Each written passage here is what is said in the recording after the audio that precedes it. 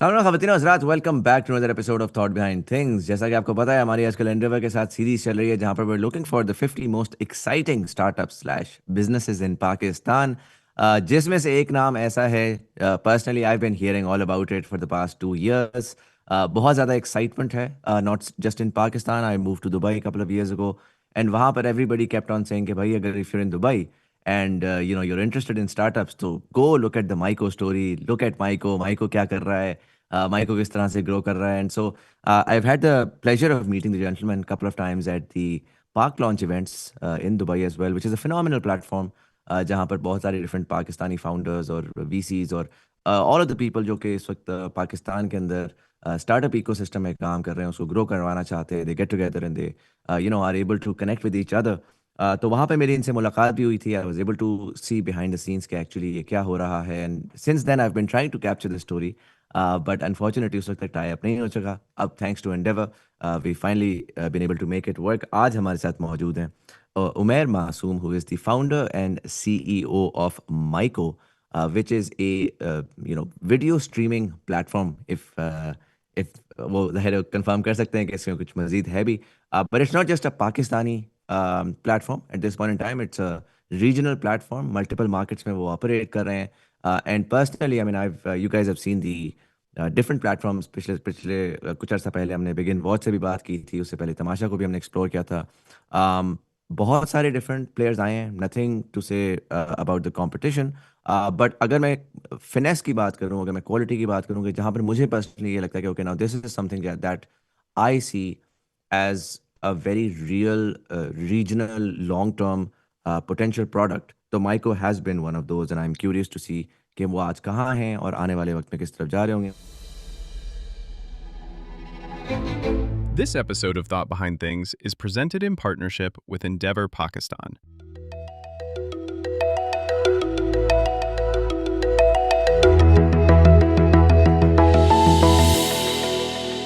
Umair bhai, first of all, I'd love to welcome you and thank you for taking the time out and joining us.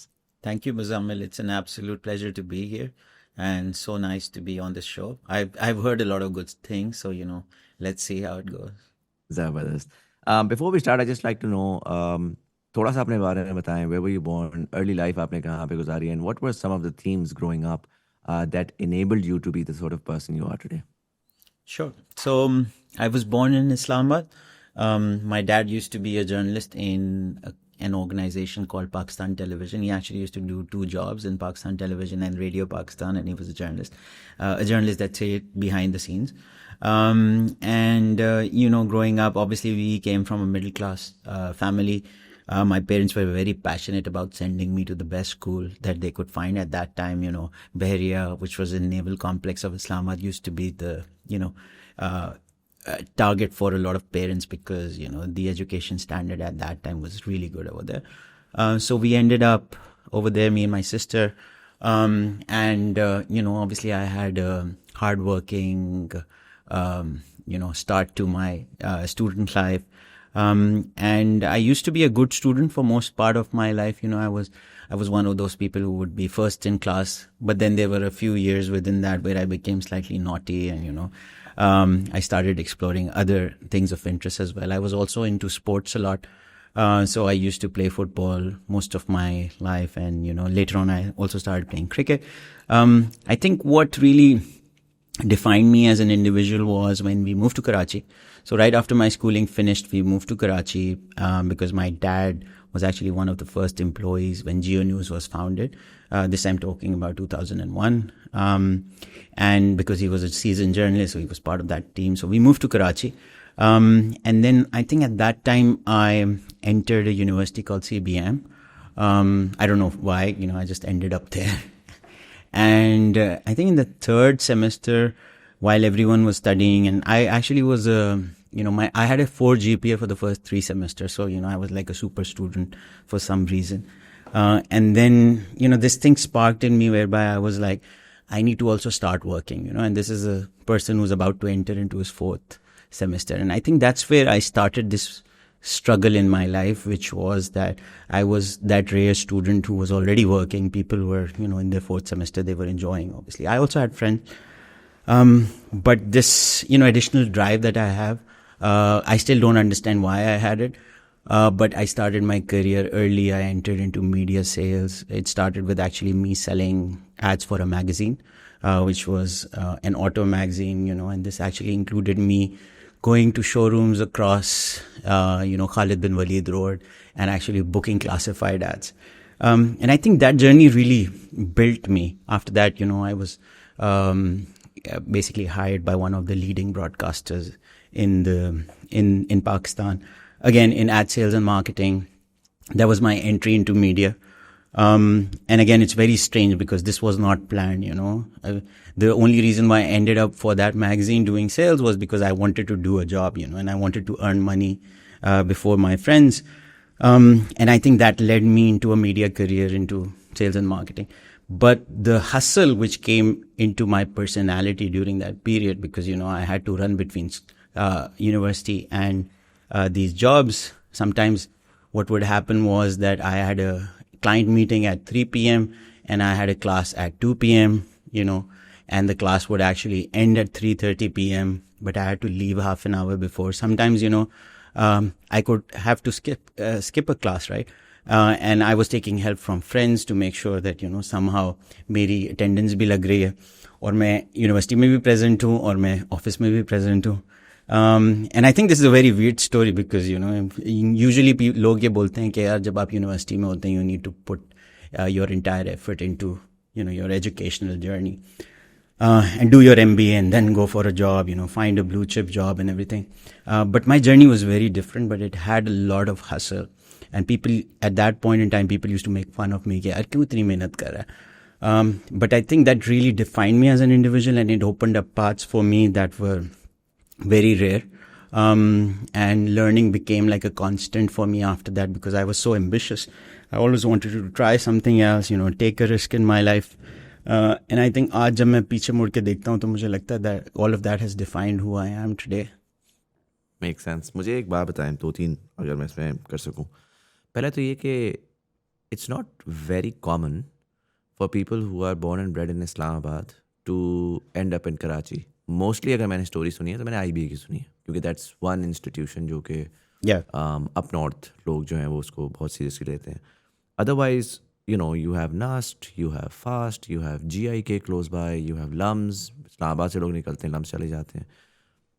What made you move to, and my understanding is IOBM at that time, this was around 2002, I'm assuming, right? Yeah, 2002. So at that time, it wasn't, अब आज तो फिर भी IOBM, CBM is quite well. So I think it was very fresh and it wasn't as well established as it is today. Was this like, what was the thought process for like a young teenager? Were you saying यार घर से दूर जाना है मैंने, university life रहनी है independently, क्योंकि इट वाजंट, जो आपका कोर्स था वो कोई इतना यूनिक नहीं था ना. काफ़ी लोग इस तरह करते हैं कि यार मुझे इंजीनियरिंग करनी है तो इंजीनियरिंग के लिए ये पर्टिकुलर यूनिवर्सिटी है, चलो जी मैं UET लाहौर जाऊँगा या मैं इवन NED कराची चला जाऊँगा. So what compelled you to leave Islamabad? एक छोटा sheltered सा शहर है, and go to Karachi, which takes a while to get used to when you're not from there. Yeah. So actually, the interesting story is because I was raised in the naval complex, right? And most of my friends, they were, बड़े-बड़े जो positions होते थे जिनकी Navy में उनके बच्चे होते थे, मेरे बड़े close friends थे. So, at some point in time, I actually wanted to be a naval engineer and I actually applied for that process. And I was, I think, one of the 2 people in my class who actually cleared the ISSB. I went for that and, I cleared the ISSB. And then, I got an offer to be in NUST here in Karachi for naval engineering, whereby I would have been making submarines or something. And then, my family was really happy because for my parents, that was like, that was the alpha, that was the big thing. Yeah. Gold standard career. Gold standard. And they had like worked so hard, compromise, sacrifice, sent us to the best school in their opinion. So that I can get there, right? And now when I had that offer, I actually came home and I was really happy about clearing the ISSB because it was an achievement, But when I came home, I was like, I don't want to do this. And then they were like, kyun? So I told them that and I don't know what the thought process behind that was, But I just said that I want to move into business. I want to get into business studies. And at that time, I wasn't clear if I'm going to be an entrepreneur or I'm just going to be an employee. But for some weird reason, I had heard stories of some of my seniors in school who had gone for that NUST training and the naval engineering route. And, they actually came back after a year and they were crying because उनके जो है वो सारी skin जली हुई थी और छिली हुई थी और वो कह रहे थे कि यार यहाँ तो सब हमें ऑर्डर देते हैं. तो I think during those conversations, I just established that I don't want to be following orders in my life. I need to be giving orders. So I need to become a leader. How do I become a leader? I go to business school. And about that time, my dad obviously was moving to Karachi. He's actually moved a year ago, and we had decided that next year, mom would move and my sister would also move, and my brother, who was obviously much younger, would also move. तो मैंने कहा ठीक है चलो IBA का सुना है, हम जाके ना IBA में टेस्ट देंगे. अच्छा, इतनी उस वक्त समझ नहीं थी, थोड़े से ऑब्वियसली मेच्योर भी थे कि थोड़ा प्लानिंग कर लेते. तो by the time I reached Karachi, I realise कि IBA का जो टेस्ट की डेट थी वो निकल चुकी थी, right? And then because I was moving with the family, right? And then we just asked around and I was like, okay, what's the next best thing? And I know you're saying CBM at that time wasn't popular, but CBM at that time, I feel, and I think if you look at some of the most prominent people that have come out of CBM until 2002 were actually the cream. So the feedback I got was that it's a really, really good business school after IBA. That's the second. And their test was just happening in the next 20 days. So I just registered and I went and I got selected and I just, kick-started the journey. I didn't really have a reason why. It's just probably, it was meant to happen, kind of thing. But I think if I go back, I would still go to CBM instead of, IBA, because if I was at IBA, I would be at that league where my focus would have been to end up at a 4 GPA or a 3.6 GPA, become a valedictorian or something like that, And I would have never found it easy enough at studies, because the advantage that I had at CBM was it was a very practical school, right? And I was good at what I did, at doing presentations, dealing with people. And because of that, it was easy for me and I had extra time on me. That extra time on me pushed me to go and start working. And I attribute all of my success today to that one step that I took. कि यार चलो निकलते हैं, काम शुरू करते हैं, देखते हैं क्या होगा, So I think जो होता है, it's for the best, I guess. Makes sense. जो काम वाला aspect है, 4th semester, 2nd year, you're like, yeah, चलो try करते हैं. What compelled that? Was that like a monetary thing? Okay, I want to have some empowerment in my own pocket money. अब्बा जी से मांगने से बेहतर है कि यार थोड़ा सा इसकी एक ऑफिशियल स्टोरी है, क्या अनऑफिशियल भी स्टोरी है? अब कौन सी वाली सुने? What's the unofficial story? Unofficial story है कि एक मोहब्बत का भी चक्कर था इसमें.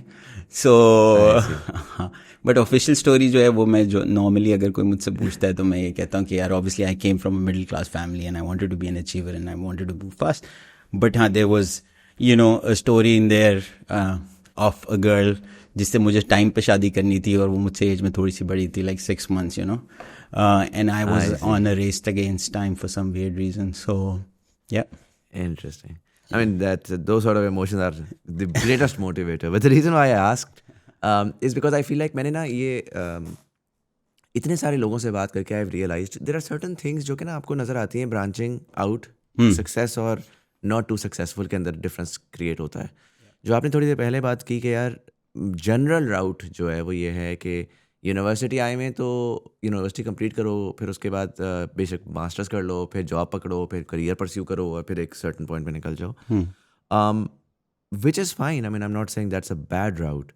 It's just that it's not about going out to work or not. It's really about the fact that at what point does a young person begin to start taking decisions. And I feel like up until you're done with university, you're not really taking a decision. आपको बचपन में 4-5 साल की उम्र में parents ने एक line में डाला है और आप ग्रेजुएशन डे तक आप उस लाइन को फॉलो कर रहे होते हैं विदाउट थिंकिंग मच कि यार अब एक सिस्टम है, एक कोर्स वर्क है, ये ऐसा होगा फिर ऐसा होगा, उसमें जो बता दिया गया वो अच्छे से करते रहो, अच्छे से ग्रेड जाएंगे और फिर वो हो जाएगा.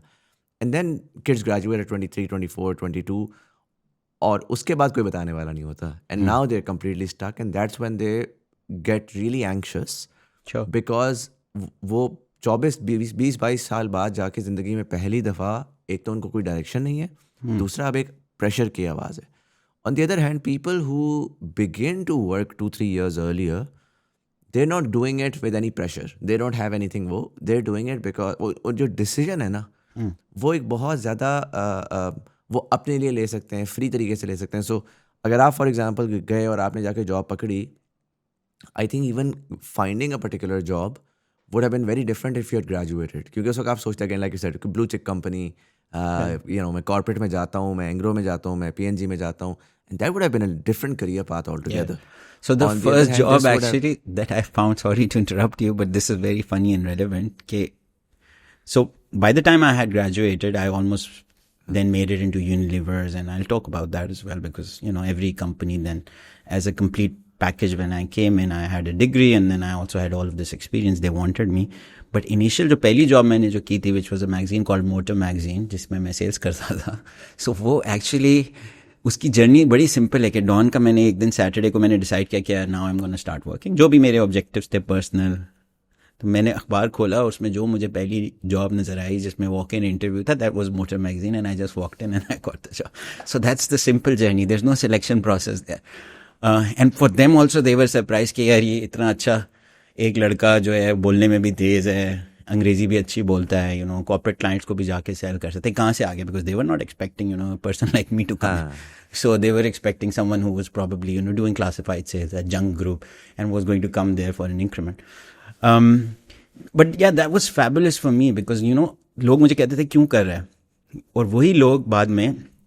So by the time we all graduated, I became a BBA honors. I was already an assistant manager for sales and marketing for HBO, which is home box office, at ARY Network. So I was an employee of ARY Network, and ARY announced a management trainee program. So people from my class actually came in to apply for the management trainee program, and I was one of the people who was interviewing them, right? So the same people who were making fun of me, now I'm actually 2 years ahead or 2.5 years ahead of everyone.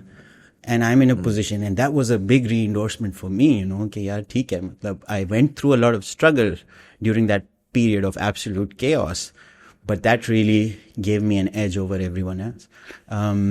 So, yeah. Interesting. And my understanding is that is the reason why जो first आपकी job थी, that is the reason why you were pushed into the direction or the career direction that you eventually took. Yeah, right? sales and marketing of Yes, media yes. was, again, this was just accident. Yeah. Interesting. So, yeah. What did you do since then? Graduating 2006, I'm assuming. 2006 के end पे, yeah. So I completed my bachelor's end of 2006, and then I did my MBA on weekends, which was obviously at that time. अच्छा, उसी time के ऊपर या उसके फौरन बाद? उसके फौरन बाद स्टार्ट कर दिया था मैंने MBA वहीं से CBM से. But at that time the advantage was you could finish your MBA within a year. So I basically finished my MBA by December of 2007, and I was also an MBA. Right. So basically, I worked between this Motor Magazine, Geo, and ARY. Geo was more of an internship, and then ARY was the first proper job, where they actually hired me as a marketing executive. And by the time I actually graduated, as I said, I was already the assistant manager, and I was, doing pretty well in sales and marketing. I was leading the English portfolio, which was home box office. They had the rights for distribution and marketing and sales for home box office in Pakistan. And उस वक्त फिर मैंने अपना MBA शुरू किया. And it's very weird because I'll give you now the full story because, I realized that now I'm too good for sales. And I always had this curious personality, and I was like, I was the, used to be one of the best students, and I wanted to be a marketer somewhere as well, So I was like, अब मैं marketing की job करूँगा. तो फिर जो है मैंने basically एक bank में vacancy I for a marketing executive. So I actually just went and, and I obviously had a lot of knowledge compared to the other, people who were applying. So this is a bank called Faisal Bank. So I entered there as a marketing executive or a marketing and media professional. And very soon I actually was promoted to the marketing manager position over there. और फिर मुझे फिर से एक twist आया कि यार आई realise कि मीडिया में लोगों को पैसे ज़्यादा मिलते हैं और जो है मैं तो ब्रांड साइड पे आ गया हूँ. I am obviously learning a lot from a marketing perspective, but people who were parallel to me now they are making a lot of money because this is the time when media was booming in Pakistan, traditional media. So I moved back into media. I went to Pakistan Television. There was an opportunity. And I started making very decent money. So then I stayed between different TV channels, which is, I worked for Pakistan Television for a very long time in a couple of stunts. I worked for a network which was newly launched called Bold Network as well. You might know about it. At that time, it was a big story. It wasn't a big story after that, but it was. And I also worked for another network called ATV Network. So there was an entertainment channel called A+. So I did that. I was held the highest roles possible: head of sales, head of marketing, chief commercial officer, whatever you want to call it. But then I got bored, and again, you'll realize through this conversation that one of the things that my friends have always made fun of me is कि यार तुम्हारे इतने visiting card होते हैं जितने जो है वो हमारे schedule में चीजें नहीं होती उतने तुम्हारे visiting card होते हैं. So, and I was always that kind of person, who's impatient and wants more and wants to learn more and wants to grow further. So, वहाँ से फिर मैं जो वो मुझे हुआ कि नहीं यार मैंने बैंकिंग में जो किया था उसमें लर्निंग बहुत ज़्यादा थी. So then I actually got an offer from a bank called Burj at that time, which was, this is before Al Baraka acquired it. So I became the head of marketing. They hired me actually as the head of marketing. And from there on, my journey actually later on took me to Dubai because that bank was co-owned by the Gargash Group. And the CEO of that bank was actually the gentleman who's now my mentor for the past very long time. He's also my angel investor. And from there, then, I got an opportunity to move to Dubai in a financial services marketing role. And my mom, at that point in time, actually, I was at a stage where I didn't want to leave Pakistan. Because I was doing really well in career, and I had a name for myself. There were multiple people always who were, offering to hire me. But my siblings were both in Dubai. So my brother had been in Dubai for almost 10, 12 years, my younger brother. And my sister had been there for a much longer time since she got married. And my dad passed away in 2017. So my mom, towards that time, she was like, just because of you, I'm kind of, now I don't have my husband and तुम तीनों भी जो ना अलग जगह पे रहते हो. तो जब मुझे वो offer I to move to Dubai, she was like, you have to do it. And while I was not convinced, I basically, took that step for my mom. And it turned out fabulous for me because in just, a year and a half, I was able to become the CMO for the entire group, which is, Gargash is one of the top 5 conglomerates. Started with their financial services. Then I was leading everything in marketing. I had like 30 plus brands and teams reporting into me. So yeah. And obviously then later came Myco, and they actually became my investor. So my employers became my first investor. Interesting. Again, right before we go to Myco, मुझे गरगाश के बारे में थोड़ा सा बताइएगा. What do you guys do? जाहिर है तो ग्रुप का तो इतना लोगों को नाम नहीं पता होता, but in terms of things that people are probably interacting with, what sort of brands do they have? What sort of work do they do? Sure. So they're one of the, I would say, top 5 or 10 business families in UAE. So UAE, when it was set up, it was done in a way that there are families that kind of lead, and they got all the business opportunities, right? So Gargash actually made a name for themselves through Mercedes-Benz. They got the first exclusive distribution for Mercedes-Benz in Dubai, like, I don't know, probably 50, 70 years ago. And from there on, how the UAE economy blew up, right?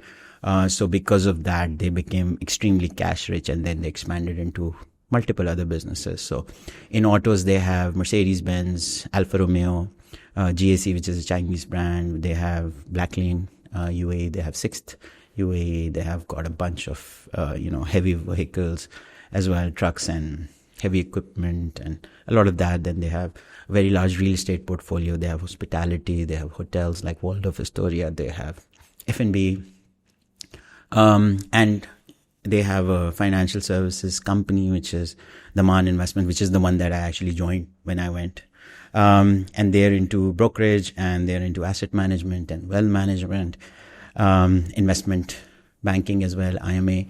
And then they also have something which is similar to a consumer bank, which is one of the largest credit card portfolios in the UAE. It's called Deem. It's a consumer finance company that lends loans, personal loans and credit cards. It's very, very big. There's a bunch of other stuff. They've invested in multiple tech companies across the region, also in Pakistan. So just to give you an example, they were also one of the first investors in TapMad, which is actually a competing app to Myco. in that, obviously, their interest is much smaller versus their interest in Myco, because Myco is me, and they have a bigger interest in me. But yeah, so that's what Gargash does. So, in my time when I was working for them, I was leading marketing teams, and it was more growth focused because, by that time, we were already in the digital era, and, we all saw what happened with COVID. So it was all about selling product and service online across these different industries. And I think one of the things that I did was I did really well during that period as well. Makes sense. Again, like you mentioned, आपकी theme है कि यार I get bored and I get curious and I tend to keep on exploring things.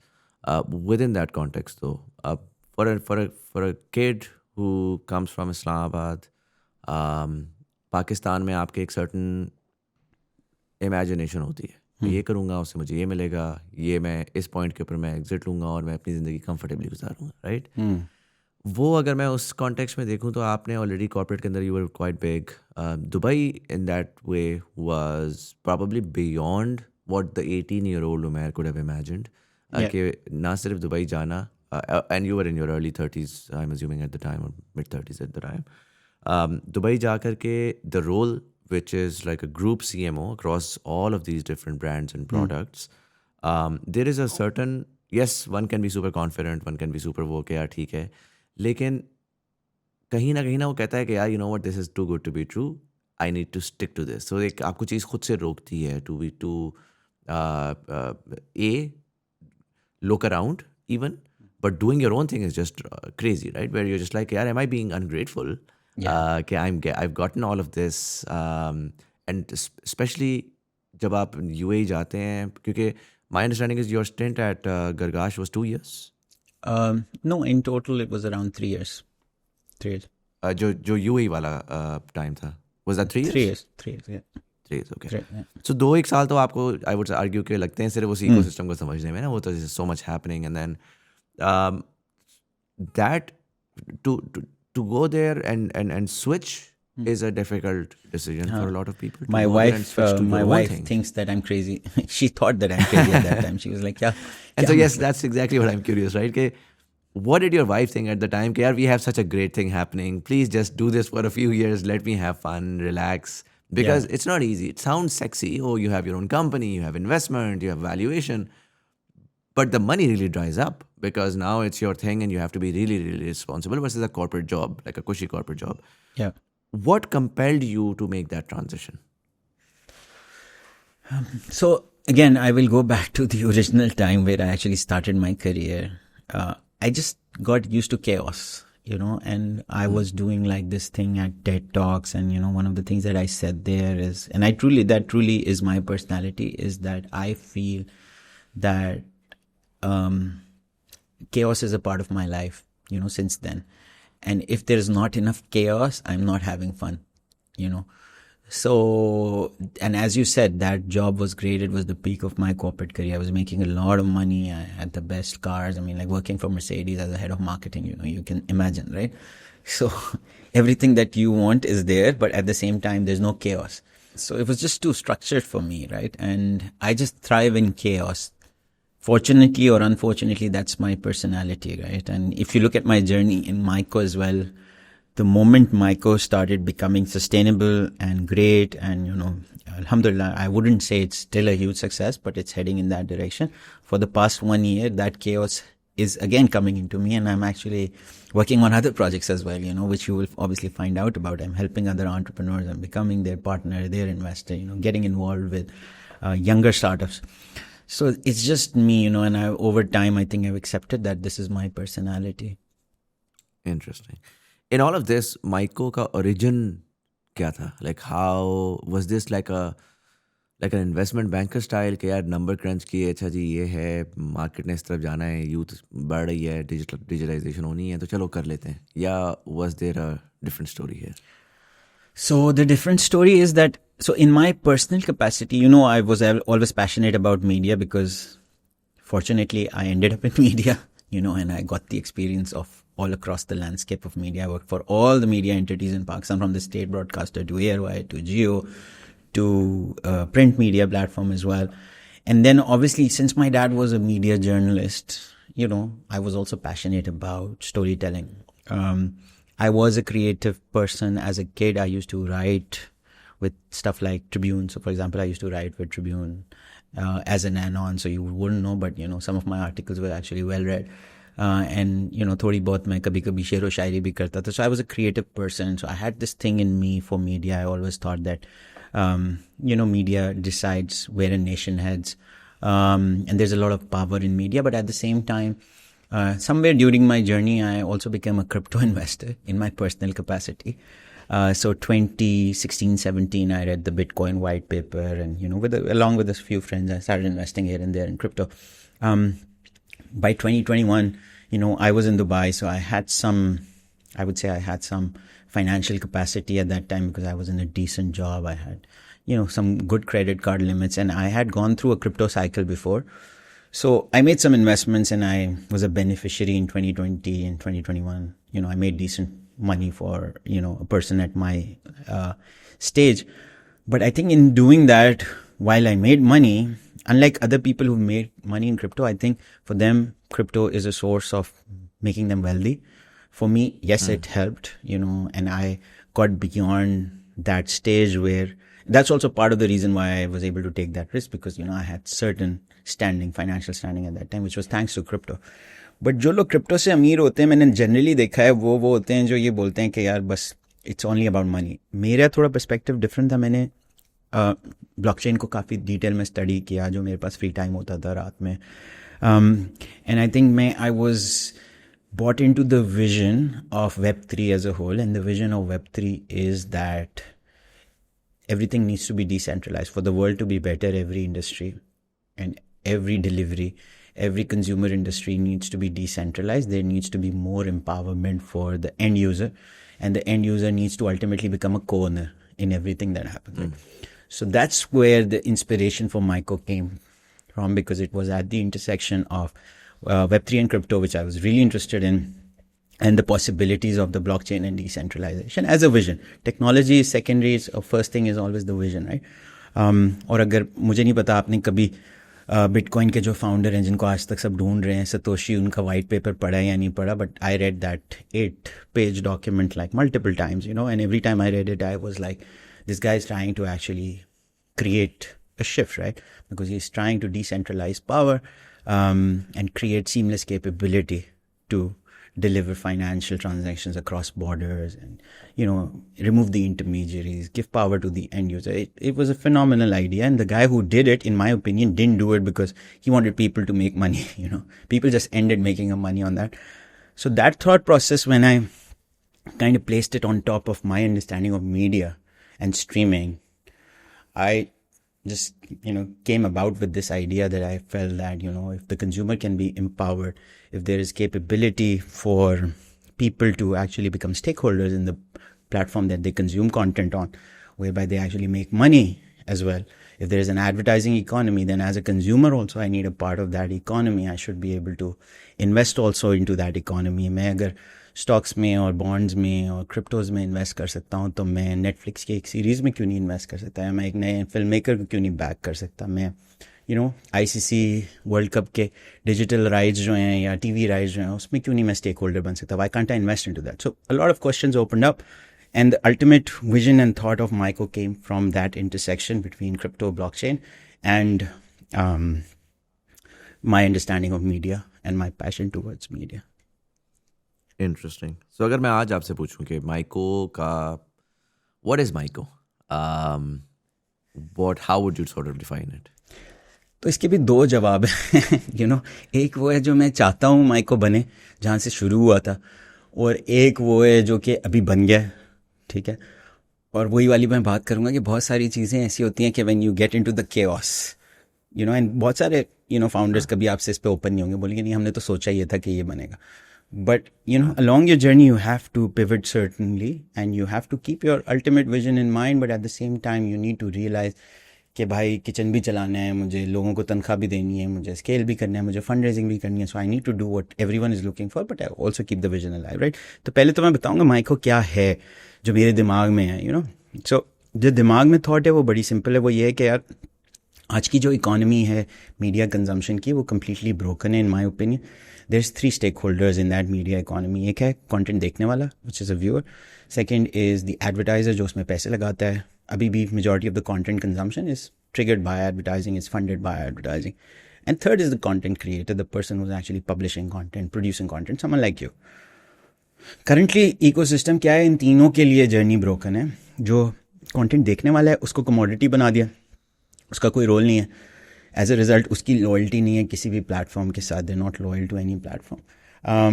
They can not monetise their consumption. Their eyeball is the most important thing. मतलब मैं advertiser से ये सवाल करता हूँ कि यार आप किसी मतलब आप मुजम्मिल के कंटेंट के अंदर अगर इश्तिहार लगाते हैं, आप इसलिए लगाते हैं क्योंकि मैं आपकी टारगेट ऑडियंस हूँ. अगर मैं आप कंटेंट ही ना देखूँ मुजम्मिल का तो क्या आप इश्तिहार लगाएंगे? नहीं लगाएंगे, right? So why don't you make me a stake holder? How do you make me a stake holder? You reward me, you incentivise me, you engage me, you create some sort of gamification with me, you allow me to invest into content. जब मैं दुनिया के हर asset में invest कर सकता हूँ तो मैं कंटेंट में क्यों नहीं कर सकता? Content is the best asset class, right? So viewer के लिए इज ब्रोकन. एडवर्टाइजर्स के लिए, एडवर्टाइजर्स बेचारे इतनी ऐड लगा रहे हैं हर प्लेटफॉर्म पे, टीवी पे, यूट्यूब पे. When was the last time you paid attention to an ad? 99% of the time you're just skipping, right? So which means that the model is completely broken. They're paying $1, $2, $3, depending on the market. They're paying CPMs, but no one is really watching their ads, right? It's only 2% of their audience that is paying attention. So now if you can create a consumer who's vested into the platform, feels like a co-owner in the platform, will they pay more attention to the ad? Yes. Probably, yes. Yeah. So if you do that, you fix the problem for the advertiser. And the third stakeholder is the content creator, which is, again, there are two kinds of content creator. One who need a lot of funding for their content, one who don't need a lot of funding, But in both cases, there's two things. One is capital. And the second thing is barrier to entry. Barrier to entry बहुत ज़्यादा है आज भी, और access to capital तो है ही नहीं, वो तो centralized है. So दुनिया में कौन सी एक ऐसी पावर है जो कि हर कंटेंट क्रिएटर को एक चांस दे सकती है to get funding? Is it an institution? In my opinion it is the consumer. So the only way everyone who's looking for funding in content, in the world of content, can get funding is if they're trying to get funding directly from the consumer, right? So that's basically the equation that I've been trying to solve, and that's the vision, to create a truly decentralized, video economy, streaming economy, where consumers are truly empowered. Our vision is true power to viewers, right? And by doing so, we feel that if we are able to empower consumers, we will be able to empower content creators and advertisers alike. And this will be a much more fairer, transparent ecosystem. And we believe that we can do it using the blockchain technology. So that's the, vision wala Michael. Vision, yeah. But again, मैंने देखा कि मेरे बाद कुछ लोगों ने मेरे vision को फॉलो करके प्लेटफॉर्म बनाना शुरू किए जिन्होंने कंप्लीटली उस विजन को फॉलो किया, because they agreed with the vision. It doesn't matter कि वो बाद में आए पहले, पर वो बेचारे फेल हो गए because they weren't able to build a commercially viable business, right? So and early through my journey I realise कि यार ठीक है, मतलब विजन अपनी जगह है, but at the same time लोगों को जो है वो सक्सेस देनी है, स्केलेबिलिटी देखनी है, you have to build along the journey. And that's where we took some pivots, we did some realignments, That's also part of the process where I decided to come and focus more on Pakistan. By that time when I started, the focus market was actually GCC and North America, because they were more decentralization and crypto native markets. But very soon I realized that this is going to burn all my capital that I'm raising. And I need to first build a scale experiment, which I can prove, तो उसमें थोड़े से pivots लिए. फिर हमने ये realise किया कि यार विजन ये था कि इस तरह सबको एम्पावर करना है. उसमें से कौन सा पार्ट ऐसा है जो ईजी है, उस पर पहले फोकस करो. उसमें से कौन सा पार्ट ऐसा है जो कि अपने कंट्रोल में है, based on your strength, your capabilities as a team, what markets are our strength, and that's where then we built what Myco is today after 3.5 years. What you see is a result of that. Makes sense. After 3.5 years, what's the current scale? And what, I mean, अगर मैं side से देखूं तो कहाँ पे आप launched हैं, कितना स्केल है, कितने यूजर्स हैं, are you profitable, are you burning cash, what are the different sort of rounds of funding that you've been able to acquire, financially आपकी standing कैसी है? Sure. Actual content wise आप किस जगह पर हैं? Just give me some numbers just to give context to what you were doing. So today we are at 30 million registered users. We have around 10 million downloads across apps and, mobile app and smart TV apps. But then a lot of our distribution is also through mobile web because we distribute a lot through partners. We have, app-in-app integrations with some of the largest telcos, for example. So a lot of our consumption is actually coming from, so it is mobile. We are 94% mobile, but even in mobile, we're less app and we're more web mobile. Right, because we are integrated with a lot of the telco providers and platforms such as. So how does that work? Are you integrated as Myco or as the IP owner for certain content? IP owner. So we have our journeys being distributed. So for example, if you go into the MyZong app, which is a app that Zong distributes to all of their users, 35 million users, whatever they have, usme you will see a section for Myco. So you can go sign up to that and then you can consume Myco's content inside their app, inside their environment. Interesting. So for the English Premier League, for example, for the next 3 years, we have exclusive rights to English Premier League and we're selling it through a subscription journey. But in order to get that, you can also get that through Tamasha, which is basically Jazz app, but you have to go through our journey. So within their app, you see the Myco window and you have to actually log into Myco and then you have to pay for the subscription for Myco. So that's how we've kind of, scaled up. And then we have multiple integrations with people even outside of telco or streaming, where we use them for scale up, different tech platforms.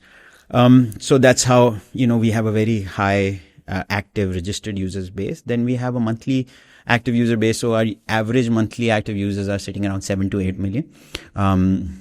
This goes down in a month where there is no cricket, but usually we have cricket all across the year. You understand cricket is still one of the most popular sports in our largest market, which is Pakistan. But then we also have, so for the next 3 years, just to give you context, we have the exclusive rights for Pakistan and Bangladesh for English Premier League, which is, one of the biggest assets right now in this market. It's very popular. We're doing that through a paywall. It's not a free model. So we work on a freemium model today. We also have rights to stuff such as Wimbledon. We have all the squash rights. Squash is again a big sport which is coming back in Pakistan and Egypt. We're also present in Egypt. In terms of people, we have around 100 people across 3 offices. Our offices are in Dubai, in Karachi, and Cairo. In terms of presence and market penetration, we are well penetrated in Pakistan. As you know, we are well penetrated in UAE. We are decently penetrated in Egypt and Bangladesh. And then we also have, some users across the GCC because, there is some stuff that we've had in the past couple of years where we've had exclusive PSL rights for GCC across GCC. So, we also had an audience in Saudi Arabia. And then we also have some presence in North America because, given our strong association with certain sports, we also distribute content for platforms such as Willow TV in North America. So we have some user base there as well. So that's basically where we are scattered. I mentioned the monthly active user base number to you. In terms of revenue, we just closed the last fiscal year, which just ended, closed in June of 25 at $9.8 million. So we've reached around $10 million of annual revenue. We are EBITDA positive, cash flow negative, but EBITDA positive. We made roughly a bit more than $1 million this year. At a beta level and at a cash level, we are still burning because you understand a lot of the investment is going into content and the content is then getting amortized over a period of consumption, obviously. You were asking about fundraising as well. We've raised over $25 million till now in equity and debt. This is largely from investors across Silicon Valley, US, GCC, a lot of UAE investors, obviously, the largest investor being the Gargash Group and associated investment vehicles that they have as well. Even some European entities have invested into Myco. And we also have some grant commitments, which is $10 million plus in grant commitments from our blockchain partner, which is Aptos, which is, basically the company where I'm trying to work with them for the true dream, And if we are able to deliver that dream, there's a lot of money that they're throwing at us to get that going. So yeah, that's our, in terms of investor profile, we've got some really, really big, powerful names in there like Tim Draper. Myco is also the first Pakistani startup to make it to the final of Meet the Drapers, which is one of the most, I won't say popular because Shark Tank, I think, is the most popular global reality show, but in terms of the most, one of the most, I would say, elite startup reality shows, which is for, advanced companies in tech, is Meet the Drapers. So we made it to the finale in season 9 and we won an investment. But then we have investors such as Republic and Factor 6 Capital from US. We have some really large names from GCC as well. And as I said, EU as well. So that obviously adds to our, credibility as an organization. And now our strategy is to become hopefully one of the largest platforms across the region. Our focus is sub-India. So Middle East, North Africa, and the Indian subcontinent. Outside of India, we see a huge opportunity in streaming, creating a regional force. And hopefully ultimately being able to do an IPO in UAE, with the great diaspora play that we have, serve audiences globally, not just in this region, but at the same time, this region will be our base going forward. Makes sense. Pakistan चले, पाकिस्तान के ऊपर हम थोड़ा सा बाद में आएंगे भी, बट मेरे लिए क्यूरियस ज़्यादा होगा, आपने जो दूसरी मार्केट्स का नाम लिया, Bangladesh and Egypt.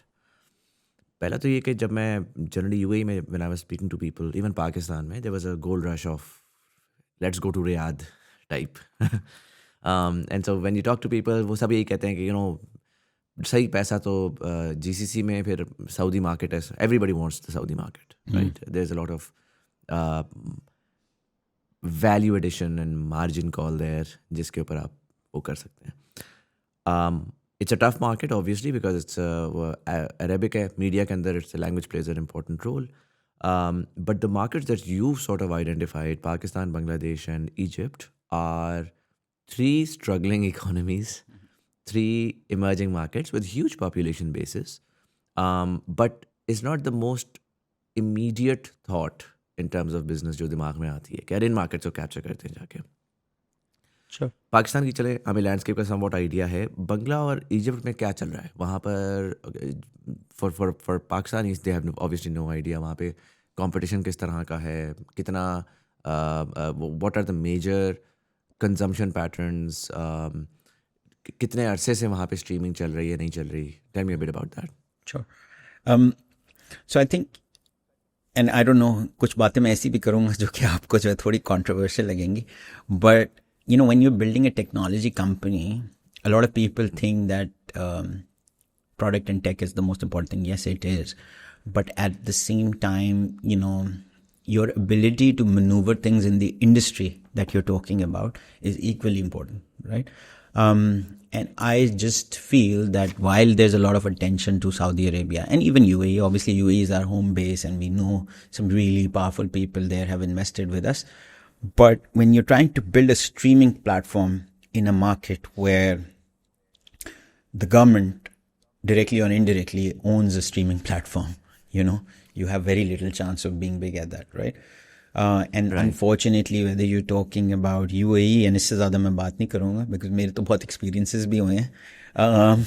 But, markets like UAE, Saudi Arabia, and even Qatar, all 3 of them, if you look at those markets, they are essentially, government owned through the telco of the country. There are large streaming platforms in play, so which means that you have to burn a lot of capital. Still, you will not be able to find your way because, again, it's much more difficult versus markets like Pakistan or Egypt or Bangladesh, where, from the outset, you look at it, there's a lot of chaos. It's unstructured, but there is fabulous opportunity. If you look at the eye of opportunity, you see that all of these are young populations. People are striving to create legacy, to build something, to, be a part of change. What Myco is building is very different, from a traditional platform, just to give you numbers, in Pakistan, पिछले 1.5 साल में we paid out 30 million micro payment rewards to people. लोगों को bank account में पैसे मिले हैं, वो 5 रुपए मिले हो या 50 मिले हो एक दिन कंटेंट देखने के, So that's like true disruption, and it excites a young population segment. It excites a population segment which is thriving. Which it will not excite a population segment which is thriving, right? It will actually excite a population segment that is struggling, is more ambitious. So 2-3 reasons हैं इसके. पहला तो मैंने जो बताया कि जो core markets है ना जीसीसी की, जिनको लेके लोग बहुत इंस्पायर होते हैं कि यार यहाँ जाके मैं स्केल अप करूँ, वो इतना आसान नहीं है. Especially if you're competing in a category where there is a government owned monopoly.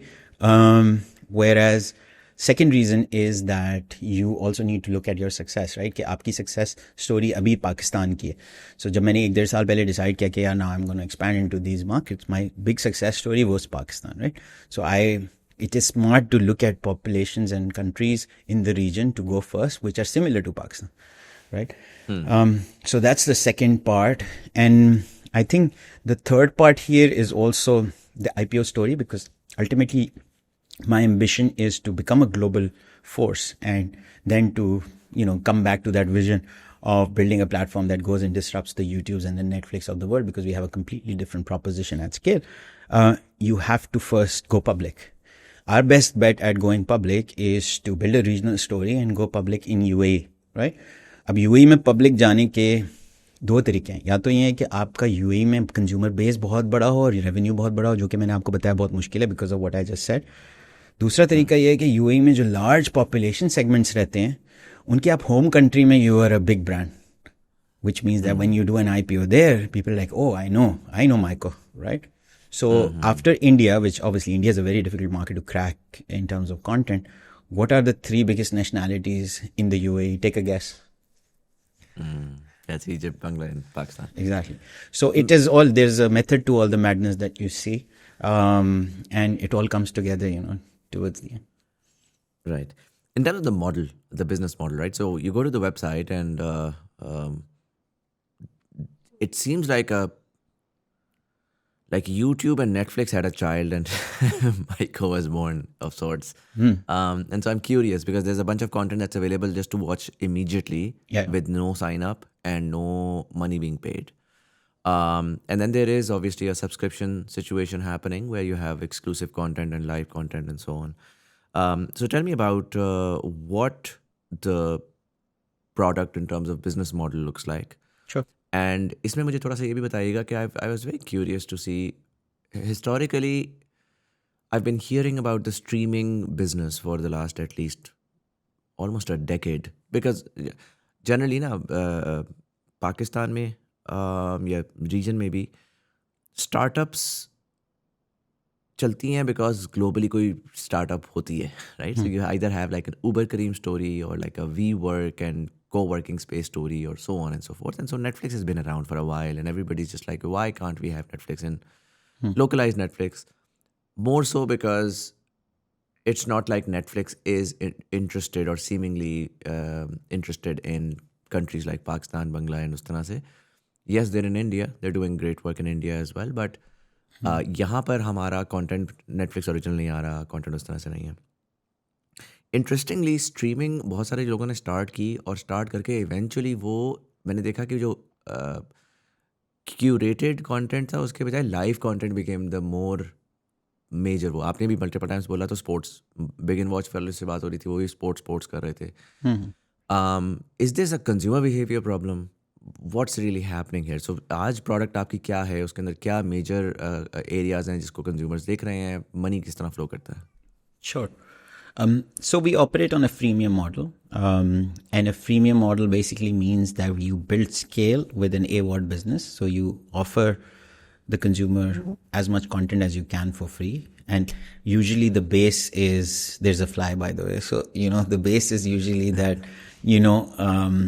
you offer everything that you have non-exclusive. So अगर मैं पाकिस्तान में एग्जांपल दूं क्रिकेट की, तो क्रिकेट के मेरे पास सारे राइट्स रहे हैं पिछले 3 साल से, आगे भी हैं. अभी हम एशिया कप दिखा रहे हैं in the next 3 days now. That's one of the reasons why I'm here in Karachi right now, because there's a big AWOD spend that we need to secure from the market, from advertisers. But the thing is कि अगर मैं cricket बोलूं कि यार ये subscription पे मैं बेचूंगा, तो I would be stupid, because वो तो वैसे ही टीवी पे फ्री आ रही है, PTV पे फ्री आ रही है, किसी और चैनल पे फ्री आ रही है, सो लोग पैसे क्यों देंगे, राइट? इसी तरह से अगर मुजम्मिल का शो मेरे पास आ जाता है और मुजम्मिल का शो यूट्यूब पे भी है और मैं बोलूँ कि यार मैं इसके पैसे लूँगा, तो लोग बोलेंगे मैं क्यों पैसे दूँ, right? So it's basically very simple. Anything that you can scale up non exclusively because of your product, your tech, your consumer journey being superior, or your consumer offering being superior. We feel our consumer offering is very superior. You put that non-exclusively on an AWOD model, and anything which you feel you have exclusive enough and there is a demand to be able to sell a subscription towards it, you put that behind a paywall, right? And this includes both entertainment and sports, not just sports or not just entertainment. And that's precisely our model across different markets, depending on, what rights we have, what content we are able to secure. We do have a lot of entertainment content. We have more than 30,000 watch hours of premium entertainment content across the platform. We have a lot of Arabic content. We have a lot of Bangla content. In Pakistan, when it comes to entertainment content, it's slightly tricky because, I'll talk about the problem with Pakistani broadcasters who are the IP owners. They still think digital is but now they're coming to terms. Then obviously in Pakistan, you have to find alternates like you can go and license, international content. You can dub it and offer it in your language. You can have live TV channels. So we've got multiple live TV channels in Pakistan. And then you can also, potentially what you can do is you can get into other categories, which is what we are doing. We have a lot of shorts, we have documentaries, which others don't have. We have a lot of podcasts. I think the highest amount of podcasts on any streaming platform in Pakistan you'll find on Myco. We also co-produce a lot of that stuff. So yeah, I mean, in my opinion, it doesn't really depend on the content category. It depends on whether there is a demand and an exclusivity which people are willing to pay for. You have to put that behind a paywall. Now, why this freemium model is going to work better than either an SVOD only model or an AVOD only model, I have a true belief that in regional plays, either you're doing a global play like Netflix or YouTube, both of them are like doing a global play. So for that, you go in one direction. But since you're doing a regional play, the best strategy is always to do a freemium play, which means that you build loyalty and you build your own funnel. Because देखें अगर मुझे subscription बेचनी है, let's say अभी मैं English premiere league की subscription बेच रहा हूँ, अगर मैं सारी सब्सक्रिप्शन के लिए जाके फेसबुक पे और बिलबोर्ड लगा रहा हूँ, फिर फेसबुक पे इश्तेहार चला रहा हूँ, टीवी पे एड्स चला रहा हूँ, मेरे पास अपना कोई फनल ही नहीं है, तो मेरी कॉस्ट ये मेरी जो कैक है वो बहुत ज़्यादा होगी. वेयर अगर मेरे पास अपने 30 मिलियन रजिस्टर्ड यूजर्स हैं जिसमें से 21 मिलियन जो हैं वो पाकिस्तान में है, तो मैं उन 21 मिलियन को तो फ्री में मार्केटिंग कर सकता हूँ कि यार आओ मेरे से सब्सक्रिप्शन ले लो, 400 रुपये दे के इंग्लिश प्रीमियर लीग ले लो. सो मेरी जो कॉस्ट ऑफ यूज़र एक्विजिशन है वो बिल्कुल नीचे चली जाएगी और मेरा LTV बहुत ज़्यादा बढ़ जाएगा, right. So in a market play, where you're focusing on one region or one market, I believe that freemium is the right thing to do. And we can look at the success of a platform called Jio Hotstar in India. Netflix is focusing on India unlike Pakistan, and इतना focus कर रहा है कि वो original content भी बना रहा है, but Jio Hotstar ने सिर्फ एक मुल्क पे और एक diaspora पे focus करके what they have built is actually the largest streaming platform in the world. So they have 300 million subscribers today. They have 800 million registered users, which means that basically half of India is registered to Jio Hotstar, or using it on their phone or on their TV. Everything is being consumed through that one app, Even live TV channels today are consumed through that app. News is consumed through that. Sports is consumed through it. And since they now have this huge funnel, they're able to upsell subscriptions, right? So that's the game that I am in. And I feel that the opportunity is humongous in each of these markets, and the collective opportunity is even more humongous. But we have to follow this freemium strategy. So yeah. Interesting. इसमें आपका जो product है, I mean, you mentioned the web app and the mobile app and then the TV app, right? इसमें इस वक्त जो consumer majority आ रहा है वो what is the percentage distribution? My understanding is TV app is about to be launched. So that is 0%. TV app is right now launched. In Pakistan, it's like widely distributed. A lot of people are actually using it. But still, I mean, like in comparative terms, it's still very small. So as I what's said, the percentage for each? So as I said, web on laptop is 6%. Then mobile as a whole, or mobile plus apps, is 94%. Out of that 94%, close to 40% of that 94% is apps downloaded, which means people actually have the app on their phone or on their TV, right? And the rest are all mobile web, because we are very big on mobile web as well, which means that you click a link and you start watching, or you click a link inside someone else's app and you start watching, right? So that's like our biggest split of the pie right now, which is mobile web, followed by mobile app, which is obviously Android being the largest, because, again, in these markets, most people cannot afford iPhones, followed by iPhones and then smart TVs and then laptops. Right. 30 million registered में से subscribed कितने हो गए at this point in time? Subscription number is very low. So we just started, for example, in our biggest market, which is Pakistan, we just started the subscription offering 3 weeks ago. So, which Oh, is, interesting. How much is that for? it's 450 rupee subscription, close to 500 rupees. So yeah, और we were उसके targeting अंदर the आपको $2 mark. जो live streaming और वो जो exclusive rights वाली हैं, वो चीज़ें वहाँ पे आपको हाँ, मिलती हैं। उसमें basically you get the English Premier League, which is exclusive to us. You get Wimbledon in tennis. You get squash, all the squash. We have all the squash global exclusive rights. You get a lot of MMA, and you get a lot of entertainment content as well. And then you get additional benefits, which is the gamification that we have on the platform. You can have accelerated rewards and, stuff like that. So, yeah. And then you can also go for so if you pay for a quarter, you get a discount. You pay for the full year, you get a further discount, And the ads that are being rolled out for the freemium model, वो क्या होता है during the मतलब stream चल रहा है उसके दरमियान में इस तरह यूट्यूब के ऊपर रुकता है, ऐड चलता है, वापस आपकी स्ट्रीम पे ले जाता है, उस तरह होता है, how does that sort of work? So again, majority since again till now, if you look at the bulk of our ad revenue, it comes in live sports. So live sports is managed ad feeds, which is basically we have our own transmission systems and ad management systems whereby we insert them in the mid break, whether it's cricket or football or squash, and then obviously there's some on-screen inventory as well that goes in terms of tickers and stuff. And then when it comes to videos, it's pre-roll, mid-roll, and post-roll, which is the standard, just like YouTube. And And then we also have live started- TV channels, which is a bulk of our consumption is basically live streams of multiple TV channels that we have on our platform. So that is preloaded mostly, which means that there is skirty market tech where you can actually put your ads on top of it, but it's still difficult to execute. So usually that's mostly, programmatic inventory around that kind of stream, which is display ads, so stream चल रही है तो उसके ऊपर display ads आ जाते हैं, it's all. Make sense. मुझे बताएं कि आपने पहले स्टेक होल्डर्स का जिक्र किया, आपने कहा कि मुख्तलिफ किस्म के होते हैं, सारे viewer is a stake holder, content creator is a stake holder. Content creator को आपने दो में डिवाइड किया, एक में आपको ज़्यादा फंडिंग चाहिए, एक में नहीं चाहिए। मैं अगर अपने आप को देखूँ, I am in the category of की फंडिंग ज़्यादा नहीं चाहिए, कंटेंट क्रिएटर है, हम डिस्ट्रीब्यूशन नेटवर्क ढूंढ रहे हैं, right? YouTube in my opinion is becoming increasingly fragmented and noisy. And what I mean by that is, in the age of AI, every social driven content platform just wants to be TikTok.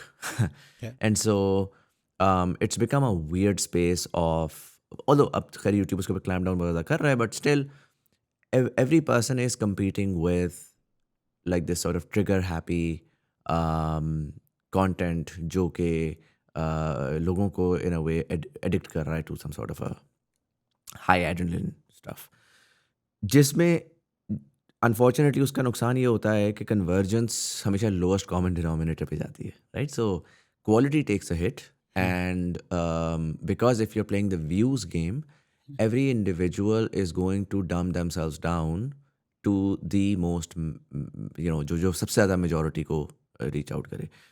हालांकि in my experience segmented value बहुत ज़्यादा होती है। शायद आपके 20,000 segmented correct audience की ज़्यादा value होगी वर्सेस 20 मिलियन मैस ऑडियंस की।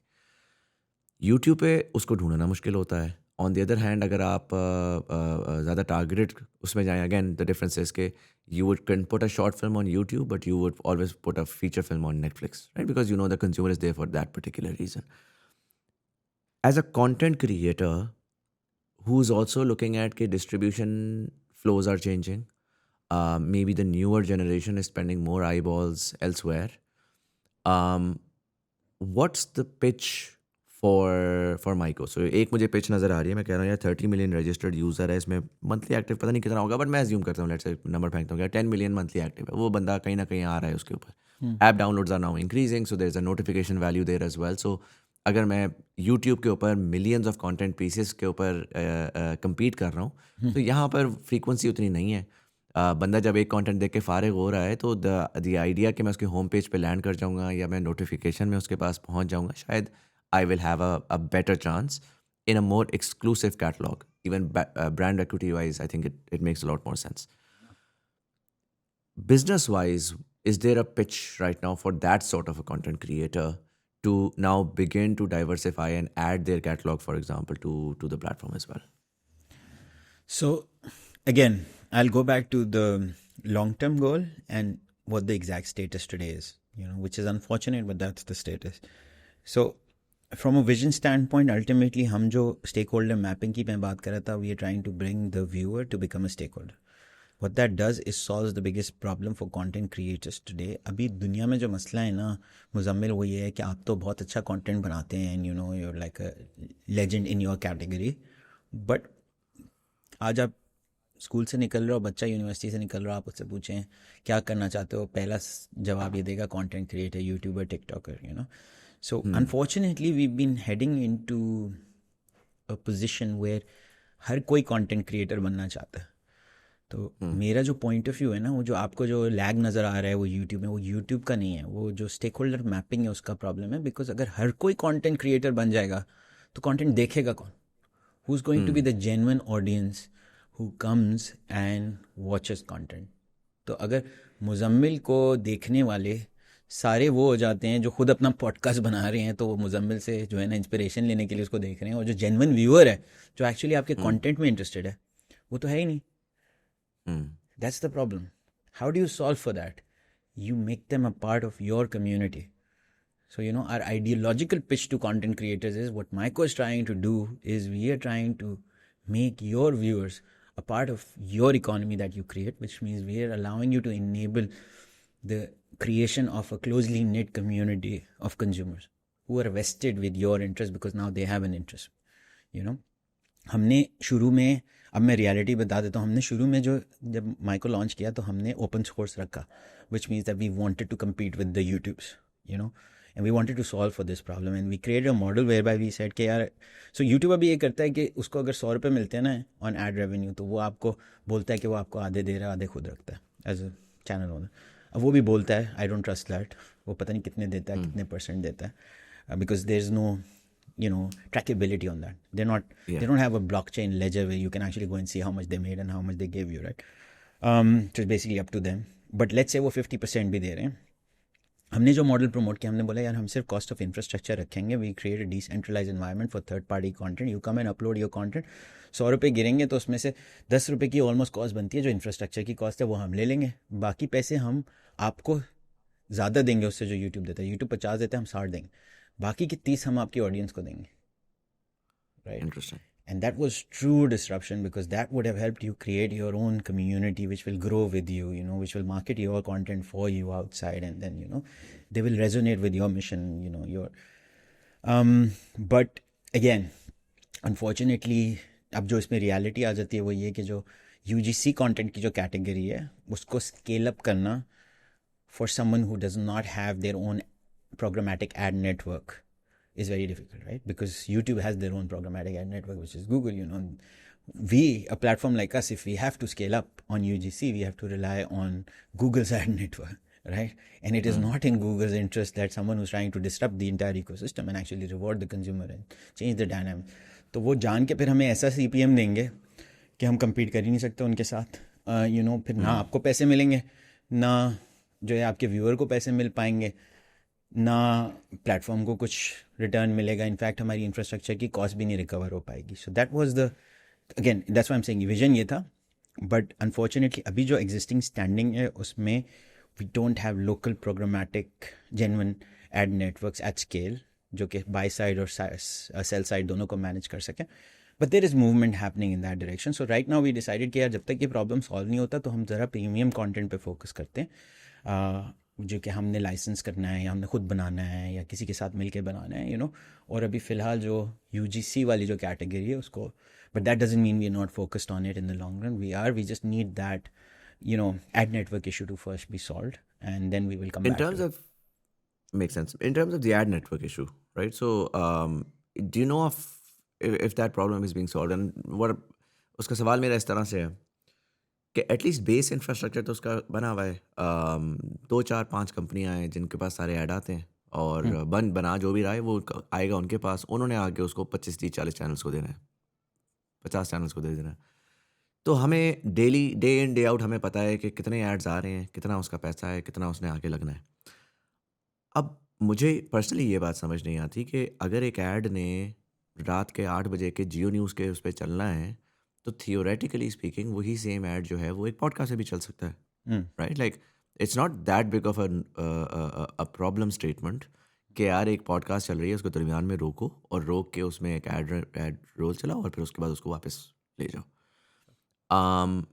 Technology में yes, streaming platforms like yourself will have to build in this idea of, और जो कि I think you've already done that, कि यार mid roll ad चल जाएगा या starting ad चल जाएगा, ending चल जाएगा. So what's the lag here? या क्या उसको डिजिटाइज नहीं किया अभी तक? जो एड्स हैं वो जो टीवी पे चल रहे हैं बस वो स्टैंडर्ड वो उधर ही जा रहा है उसको.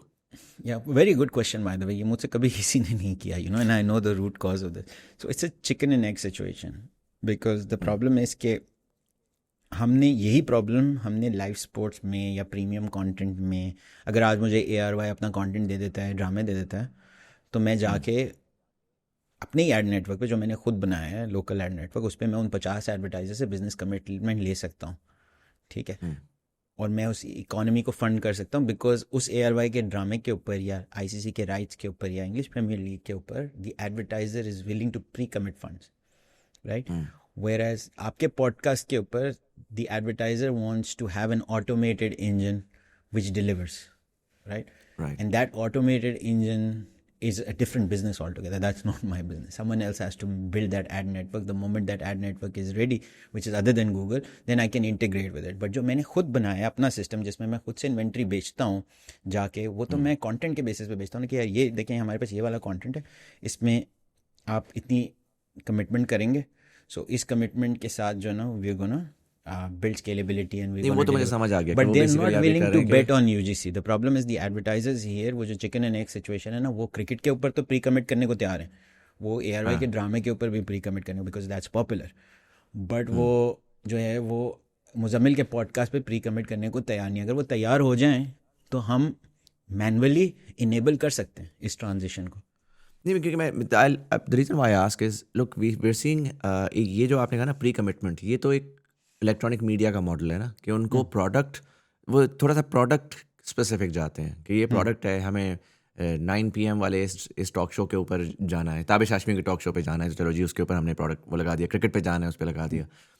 वो पूरी मार्केट क्यों चल रही थी? क्योंकि उसमें डेटा कुछ था नहीं, तो आपको प्रोडक्ट के अराउंड डेटा मिलता था कि यार 9 बजे पे जनरली ये लोग देखते हैं तो ये सेगमेंटेशन है. अच्छा, इसके पैरेलल एक पूरी दुनिया चल रही है जो कि बहुत रैपिडली ग्रो कर रही है पिछले इतने सालों से, दैट इज डिजिटल मार्केटिंग वाली. डिजिटल का स्पेंड भी है, एड स्पेंड भी है, गूगल का स्पेंड भी है, सारा कुछ है. Sure. उसके ऊपर वो लोग, और वो डिफरेंट एजेंसीज नॉर्मली कर रही होती हैं. सो एक आपका इलेक्ट्रॉनिक मीडिया वाला ऐड है और एक आपका डिजिटल वाला है. डिजिटल के अलग मार्केटिंग की एजेंसियां हैं, उसमें इन्फ्लुएंसर मार्केटिंग भी चल रही है, XYZ सारा चल रहा है. अब मेरा प्रॉब्लम ये है कि it's all you really need is a hybrid. You need both of them to come in together, जिसमें आप ये कह रहे हैं बजाय इसके कि मैं कहूँगा यार ये 4 करोड़ है, मुझे इस पर्टिकुलर स्पॉट के ऊपर 4 करोड़ लगाना है. नहीं, वो अभी भी आप ये इफेक्टिवली क्या है, वो अभी भी ये नहीं कह रहे. वो ये कह रहे हैं कि यार ये 4 करोड़ की मैं प्री कमिटमेंट दे रहा हूँ, you deliver X number of impressions to me because now we are a digital platform. तो वो हमें ये नहीं डिफाइन करे कि कहाँ लगाना. लेकिन मसला ये है कि वो 4 करोड़ जो वो दे रहे हैं ना, वो 4 करोड़ वही दे रहे हैं अभी तक जो कि ICC का इवेंट जस्टिफाई करता है. तो मैं उस 4 करोड़ के जो इंप्रेशंस हैं वो अगर मैं मुजम्मिल के पॉडकास्ट में अपने एंड से डिस्ट्रीब्यूट करूंगा तो मैं अपना नुकसान कर रहा हूँ ना, बिकॉज मैं उसके यूनिट इकोनॉमिक्स उस इवेंट के जिसकी वजह से मुझे वो कमिटमेंट मिल रही है, I am not fulfilling that number because that number commitment is coming to me because of the ICC cricket tournament or because of ARY or Jio's drama. It's not coming me because of the UGC content. So it's, you know, from my unit economics perspective, I need to, if I'm getting a business commitment to, let's say 40 million PKR for a month from Unilever's and it's coming to me because of the, you know, portfolio that I'm taking to them. From that portfolio, they're only interested in cricket and they're interested in Jio or ARY's drama. अभी तो मेरे पास है ही नहीं ARY जियो के drama, मैं ज्यूम कर रहा हूँ, बट उस पर वो डालने को तैयार है. तो अब मैं उस 40 मिलियन में से कुछ इंप्रेशंस आपके पे डिलीवर करूंगा तो मैं तो अपना नुकसान कर रहा हूँ ना एज अ प्लेटफॉर्म, बिकॉज मैं समझ गया, बिकॉज मैं अपनी कॉस्ट जो मैं ऑलरेडी लाइसेंस की कॉस्ट दे चुका हूँ और उसमें से मैं इंप्रेशन यहाँ डिलीवर कर रहा हूँ, तो मुझे मुजम्मिल को पैसे जो देने पड़ेंगे बेसिकली मैं अपनी जेब से दे रहा हूँ. तो it doesn't make unit economic sense right now until they are willing to pre-commit without looking, without allocating that budget towards an event or towards a premium content, and they are generally able to come to me. और अगर वो मुझे बोलेंगे यार मैं आपको महीने के जो है ना, अगर यूनिलीवर मुझे बोले मैं आपको महीने के 20 मिलियन PKR दिया करूँगा, आपकी मर्जी है कहीं भी लगाएं, बस मुझे इंप्रेशन डिलीवर कर. That's the shift. वो नहीं आ रहा बिकॉज वो they're मुझे ये used बताएं कि to. आपकी प्रोफाइलिंग कैसी है. So can you profile and tell me कि यार मैं आ रहा हूँ, मैं एडवर्टाइज़र हूँ, मैं कहता हूँ कि यार मुझे 18 से 24 साल के लड़कों को रीच आउट करना है. आप डिफाइन करें कि आप उधर तक पहुंच जाएं. और उसमें मैं फर्दर भी जा सकता हूँ. मैं कह सकता हूँ सोशियो इकोनॉमिक क्लास ए तक पहुंचना है, सोशियो इकोनॉमिक क्लास बी तक पहुंचना है. टेक्निकली कुछ चीज़ें मैं स्टैंडर्ड ले सकता हूँ. अकाउंट बनाओ, डेट ऑफ बर्थ डालो, जेंडर डालो, लोकेशन डालो. लोकेशन तो हम खुद से निकाल लेंगे. दूसरा मैं ये कर सकता हूँ, मैं कह सकता हूँ यार इंग्लिश प्रीमियर लीग जो देखेगा तो मैं इन्फर कर सकता हूँ कि इंग्लिश प्रीमियर लीग का व्यूअर जो है वो एक पर्टिकुलर सोशियो इकोनॉमिक क्लास का होगा. ये कंटेंट एक्स वाई सी वो टैगिंग हो सकती है कि यार टीबीटी का जो है वो पता है हमें एस सी ए बी का व्यूअर होता है. अगर आपका आज आप एडवर्टाइजर के पास जाते हैं, how granular is that. I also feel like one of the reasons why the advertiser is focused on particular products is because in a very dirty way, some segmentation in their mind has already been done. कि यार cricket का viewer ऐसा होगा तो मैंने इसको लगाना है, ड्रामे का व्यूअर खवातीन होंगी तो मैंने खवातीन को टैप करने के लिए ये करना है. I think the shift will happen when you basically begin to say, okay, you want to reach out to 18 to 24-year-olds. We have the engine to be able to identify across multiple pieces of content कि वो viewer किधर है, right? बिल्कुल. देखें, इसका जो realistic answer है ना वो ये कि we go very granular when it comes to what is in our access, right? But where people confuse is that YouTube as a platform is a video streaming platform, right?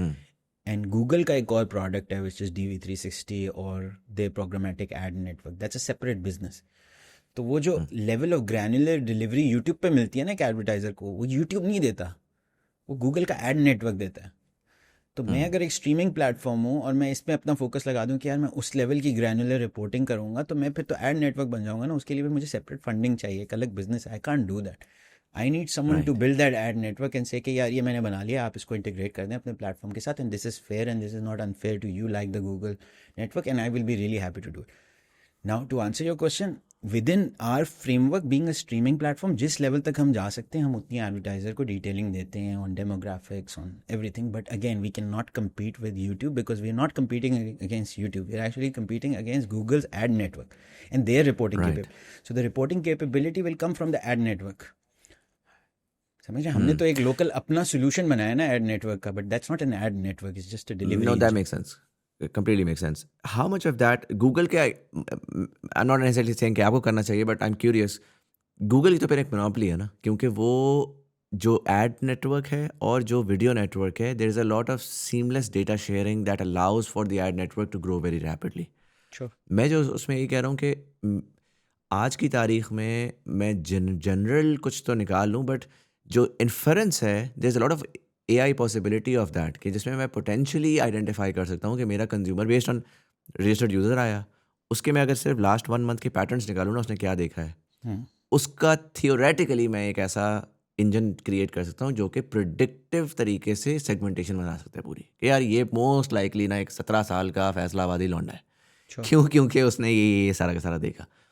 अब मसला ये है कि third party ad network will never be able to get the access to that data because you are an individual entity and they are an individual entity that is bypassed when it comes to, let's say, Facebook or YouTube or Instagram or whatever, because those guys in a way are vertically integrated irrespective of whether they're separate verticals.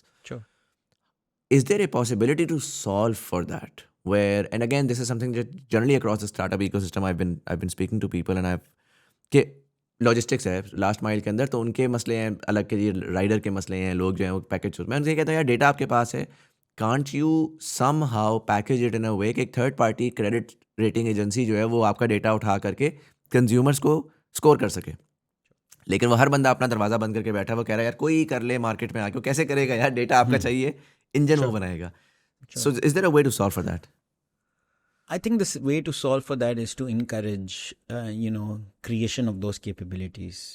Whether it is data delivery and ad networks, as Myco, we need to encourage the creation of that. Now, whether it is in a personal capacity, me going and investing into someone who's solving for that, and then giving them the access to all of our data points so they're able to do that. And this is similar to the live commerce case. The company that now I backed and I'm also a co-founder in is a live commerce business. I feel that there is an intersection between video and commerce. I'm building a video platform. If I allocate all my bandwidth and capability and human capability and intention towards building my own video commerce platform, that will take away from my core business, right? So what's the way to do it is enable someone else to do it, someone that you can collaborate with. So I think it's a matter of collaboration. And again, जैसे आपने बोला YouTube एक monopoly है, ठीक है.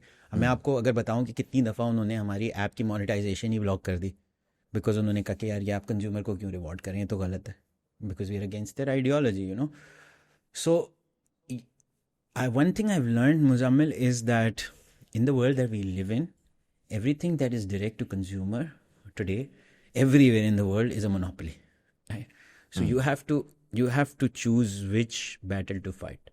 You cannot choose every battle. जैसे मैंने ये चूज़ किया कि यार मुझे यूएई में इत्तेसालात से नहीं लड़ना, मैं पागल हूँ, क्यों मैं अपनी बैंडविड्थ ज़ाया करूँ, ठीक है. तो मैं पाकिस्तान में आके मैं मोनोपोली जो है थोड़ी बहुत ब्रॉडकास्टर्स की, वो फिर भी रीजनेबल मोनोपोली, उनसे लड़ लेता हूँ, ठीक है. अब इसी तरह से मुझे ये रियलाइज़ हो चुका है कि यार यूट्यूब वाली जो मोनोपोली है, that's the most difficult to crack. No one in any market has been able to do it, right. अगर चलो यहाँ पाकिस्तान की बात कर लें या बांग्लादेश की या इजिप्ट की बात करें, कहीं भी किसी ने नहीं किया ना.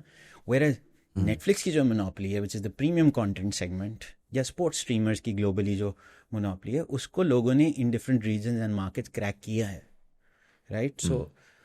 सो logically mid journey I have to realize कि यार कौन सी वाली ऐसी मोनोपोली है जिसको मैं ईजिली कैप्चर कर सकता हूँ, and then I will come back to the broader vision. So that's why we are kind of staying away from solving for the original content creation for the UGC category in which you basically fall.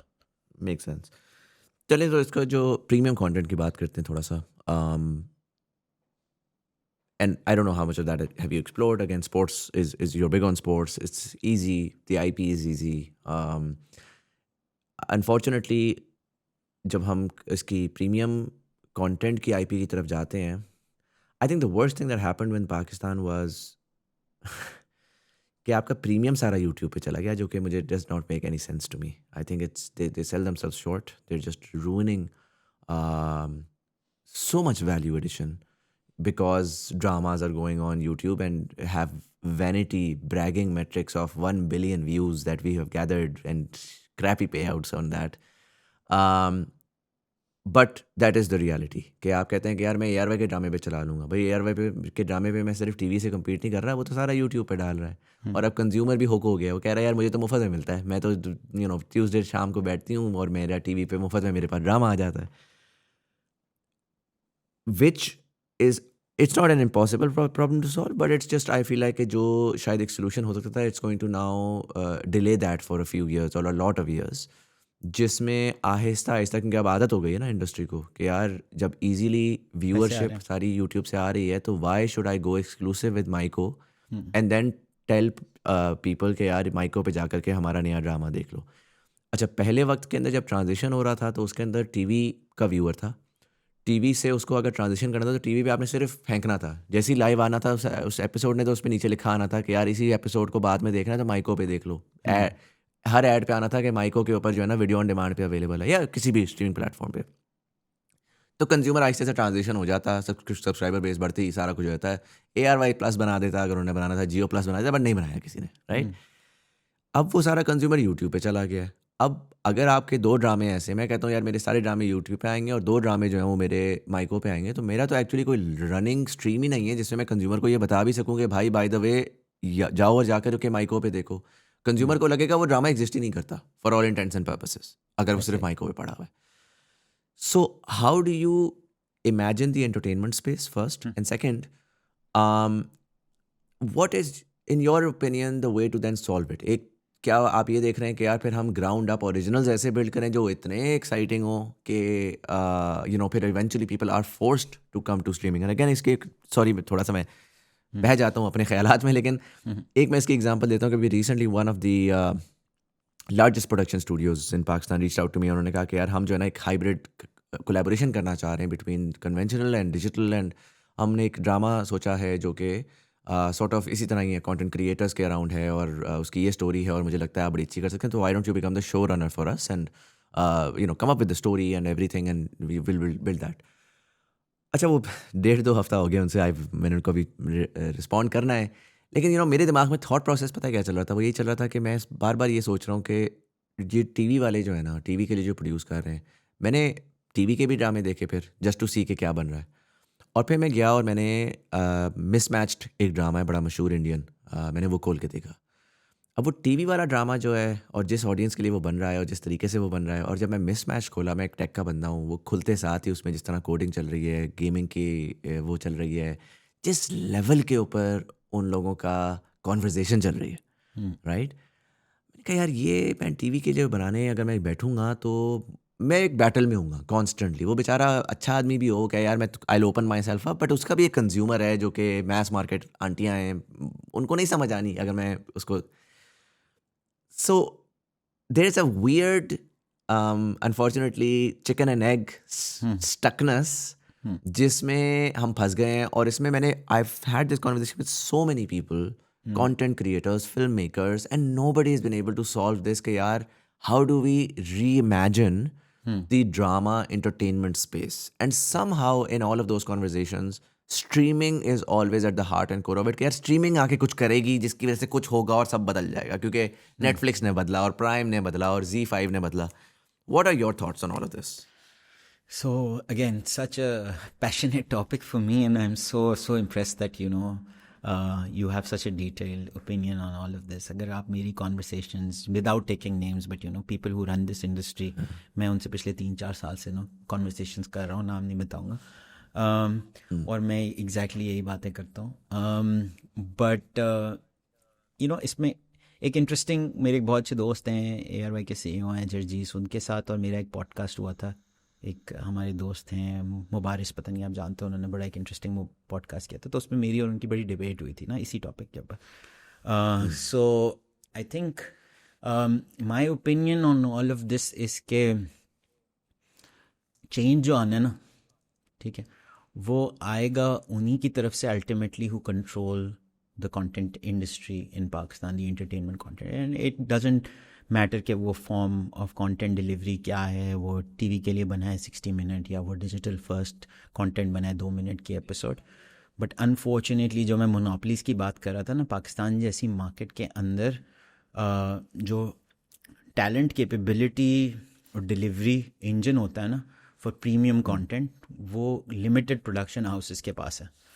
और वो जो limited production houses हैं उनको lock किया हुआ है कुछ broadcasters ने, सो जिस कंटेंट की आप बात करें जो नेटफ्लिक्स वाला या अमेजॉन प्राइम वाला, वो अगर आएगा तो यहीं से आएगा, ठीक है। और उसका फर्स्ट स्टेप तो ये है कि these platforms need to know, these broadcasters need to understand that ultimately the industry is going to progress at a very fast pace as soon as they stop their reliance on YouTube. YouTube is a big menace for, original content creators and the local content economy.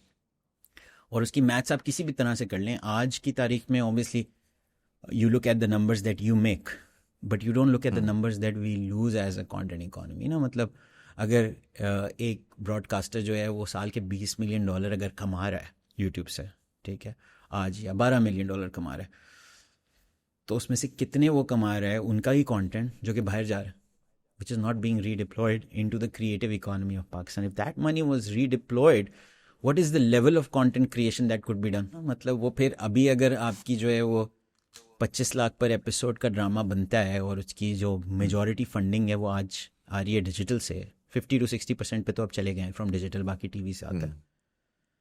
तो let's say वो additional जितना भी YouTube को, Google को पैसे जा रहे हैं, वो भी अगर क्रिएटिव इकोनॉमी में डिप्लॉय होना शुरू हो जाए तो कितने की एपिसोड बन सकती है, कितना प्रीमियम कंटेंट बन सकता है। So ultimately those are questions that will be answered. I think बहुत ज़्यादा शिफ्ट आया है मुज़म्मिल। आज से अगर 3-4 साल पहले बात करते हैं ना आप ब्रॉडकास्टर से, जो ओनर्स हैं, कंटेंट के पब्लिशर्स हैं, लार्ज स्टूडियोज़ हैं, they used to look at streaming as a by the way play. Now they're all serious about streaming, they're trying to do their own platforms, they're trying to partner up with the platforms that are doing well here. And everyone has realized that despite us only having sports, which is only 20% of the opportunity, 80% of the opportunity is premium entertainment, and especially in the market like Pakistan, it's premium entertainment, which is dramas and short films and series. What would happen if we get those, right? Now, one of the following two is going to happen. One is they will come down on their knees and they will work with a platform like Myco to understand what this is going to do for the industry, because a platform like us will continue to scale up. Or secondly, because I don't think they can build tech. I might be wrong, but I don't think they can build tech. And even if they do, by the time they do, we'll be much far ahead. Second is that someone like me is going to be able to go and tell the story to a leading financier globally and bring in $100 million check, which will be deployed into original content creation in Pakistan. And I will then go to a large production house and say कि यार ये मेरे पास पैसे हैं भाई, अब आप जो है ना वो टीवी के लिए नहीं बनाएंगे, अब आप digital only content बनाएंगे, and the shift will ultimately happen. Either it's going to come from their side or it's going to come from our side. The only issue in all of this is that the shift is too slow right now, and there's a chicken and egg to the shift, right? So you need the original content to bring in the subscriber, and you need the subscriber to bring in the check. And so that's where majority of the people, unfortunately, are not able to disrupt the space. अब मैं अगर regular even UGC तो खैर बहुत ही main stream हो गया, but even मैं अगर कहता हूँ ना कि यूजीसी में मल्टीपल कैटेगरीज हैं यूट्यूब के ऊपर, there is a league of क्रैम डिक्रैम क्रिएटर्स जो कि एक बहुत डिफरेंट तरीके से चल रहे हैं, उनका एक बिजनेस चल रहा है, उनका पैसा बनता है, सारा कुछ है. And then you have every individual trying to make it big on YouTube as well. मसला इस वक्त प्रॉब्ली ये है कि there is nobody is really able to commit. So मेरी फॉर एग्जांपल यूट्यूबर से बात हुई जो फिल्म मेकर कैटेगरी में वेब सीरीज़ वगैरह करना चाहते हैं, वो बार बार ये कहते हैं यार हमें इन्वेस्टर पैसा दे देना तो हम इंडस्ट्री चमका देंगे. तो मैंने कहा यार ठीक है, लेकिन इन्वेस्टर जो पैसा दे रहा है उसको तुम कुछ तो दोगे ना. रिस्क तो रिस्क है, लेकिन तुम क्या नंबर्स कमिट कर रहे हो, क्या रिजल्ट कमिट कर रहे हो, numbers in terms of monetization. तो वो आगे मुझे ये कहते हैं कि यार वो तो पता नहीं, लेकिन उसको स्टार्ट में करना पड़ेगा. अब स्टार्ट में no investor is going to lose money on you, right? Like they want some sort of a return. तो यूट्यूब के ऊपर वाला was never gonna happen. Streaming के ऊपर it can happen because you have a subscriber base, you have something. So either आपने जिस तरह कहा कि अब एडवर्टाइजर है, एडवर्टाइजर कमिट करने के लिए रेडी है, एडवर्टाइजर को सर्टन चीज़ें चाहिए होंगी at the end of the day. मेरा क्वेश्चन ये है कि now there are enough nodes in the industry that are now interlinked. Everybody is curious enough. हमें फोमो का आइडिया हो चुका है कि कहीं ना कहीं हर बंदा फोमो का मरीज है. And one of the reasons why, like the conversation that I had was, I did not expect that conversation to ever happen because these two verticals have been so far apart. But the very idea that conversation happened showed me that now there is an appetite for innovation.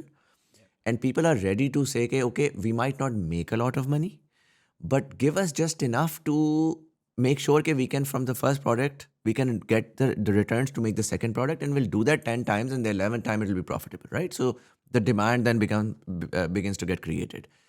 The problem is, if I do this project with that gentleman, and the distribution network is YouTube and TV, I know for a fact that if I do any sort of innovation, it is doomed to fail. Sure. Because I will be judged by the metric of whatever already exists, right? Sure. On the other hand, if I have to do something creative and innovative, truly innovative, the viewership will drop because the segment that I'm targeting is completely fresh and very different. Yep. And the only way to actually make it work is by, let's say, going to Myco and saying कि भाई मैं ये बना रहा हूँ, मेरे पास production house Pakistan का top है, मेरे पास जो है जो टैलेंट मैं लेकर आ रहा हूँ वो डिजिटल और मेन स्ट्रीम के मिक्स अच्छी क्वालिटी के मैं लेकर आ रहा हूँ. सो आई एम स्पेंडिंग मनी. आप अब जाएँ और जाके एडवर्टाइज़र को खुदा का वास्ता है बेचते हैं कि यार 25 लाख रुपए पर एपिसोड मेरी वो किसी तरह पूरी कर दे. सही. That is a collaboration that actually works. इस वक्त मसला ये है कि even if someone sits down and gets all of these notes together to create something that is exciting and new age, Arturul of Pakistan, advertiser को मैं मेरा काम तो भाई as a producer as a showrunner मैंने सबको इकट्ठा करना है, राइट? अब उसका एड बेचना तो मेरा काम नहीं है, वो तो लेट्स से स्ट्रीमिंग प्लेटफॉर्म बेचेगा या कोई और बेचेगा. क्योंकि अगर मैं ARY या जियो के पास जाता हूँ ऐड बेचने के लिए, तो उनकी टीम्स तो पुराने वाले उसके साथ कह रही हैं कि यार ये वाला ड्रामा लो या ये वाला लो जिसकी व्यूअरशिप इतनी होगी.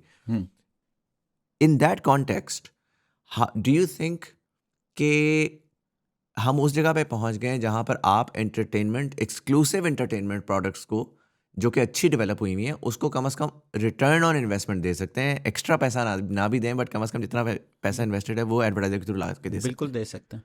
बट प्रॉब्लम ये है कि ये आप बात कर रहे हैं, अगर इस जेन्युइन इंटेंशन के साथ आज हमारे पास कोई भी प्रोड्यूसर आए और बोले कि यार this is we want to collaborate on that, I think we have decent enough scale to be able to crack either on advertising or sometimes when the story is so good and the cast, as you're saying, is so good, there is also an opportunity to put it behind a paywall, and you don't necessarily have to go on the advertising route. But I think we have that capability to ensure a minimum guarantee that covers your cost and you can keep the upside. But problem ये है कि पाकिस्तान में unfortunately majority of the people who are operating within the entertainment space today वो कोशिश ये करेंगे कि यार वो किसी तरह से ना जो इन्वेस्टमेंट है उसके साथ साथ ऊपर से 60% रिटर्न भी आज प्लेटफॉर्म से ले लें, क्योंकि नया प्लेटफॉर्म है और ये तो इस बिज़नेस में है ही नहीं, तो इनको तो चूना लगाना बहुत आसान है. So and that's the unfortunate reality, जिसकी वजह से हम भी अभी वो वाला स्टेप नहीं ले पा रहे. एंड हम वो स्टेप सिर्फ तभी ले सकते हैं at this point in time unless we find someone like Muzammil who is willing to take that risk and come to us, which is great because we can start tomorrow on that by the way.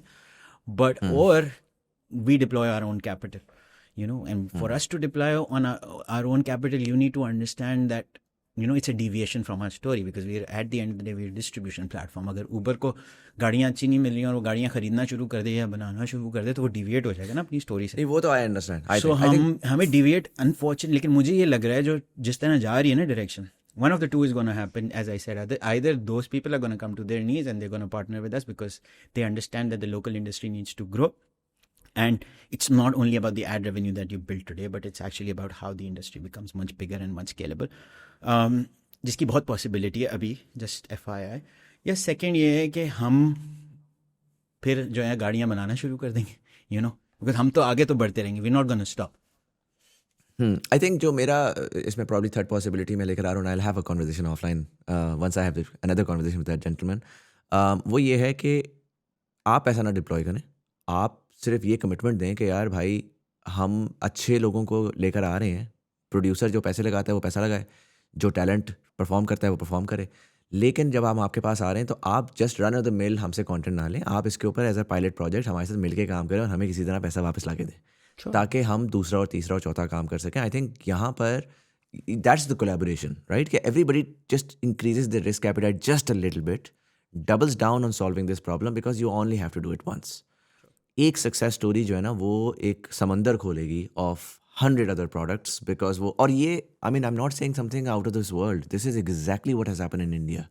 You had 2-3 products that basically became successful. And then every Tom, Dick and Harry wanted to create like a streaming first product, right? And that's वो. नहीं, I think इसका बड़ा simple एक इसमें aspect ये भी है कि अगर आप इंडिया की बात करें ना, तो इंडिया में आप जाके यूट्यूब पे ढूंढें कि एक तो चलें वो डिजिटल फर्स्ट जो कंटेंट बन रहा है, जो हाई एंड बन रहा है, वो तो बनी डिजिटल के लिए रहा है ना, बट आप जाके ढूंढें जो ड्रामे चलते हैं अच्छे इंडिया में, ढूंढें यूट्यूब पे जाके तो कोई तो रीज़न होगा ना, उन्होंने कुछ तो सोचा होगा ना. There has to be some commercial reason for that. So, and they are ahead of us. So it's at the end of the day, that is that realization that's going to happen, not just in digital first content, but also in the current drama format, that the drama format will at some point in time stop going to YouTube. So, but देखते हैं कब होगा. Makes sense. Umair bhai, we're at the 1 hour 30 minute mark. I'm gonna sort of begin to wrap this up as well. मुझे ये बताइएगा, sports के अंदर आप कर रहे हैं बहुत एक्टिवली पार्टिसिपेट, ज़ाहिर है उसमें कुछ तो मार्केटेबल प्रोडक्ट्स हैं, products that you know that the products themselves will bring the viewer इन.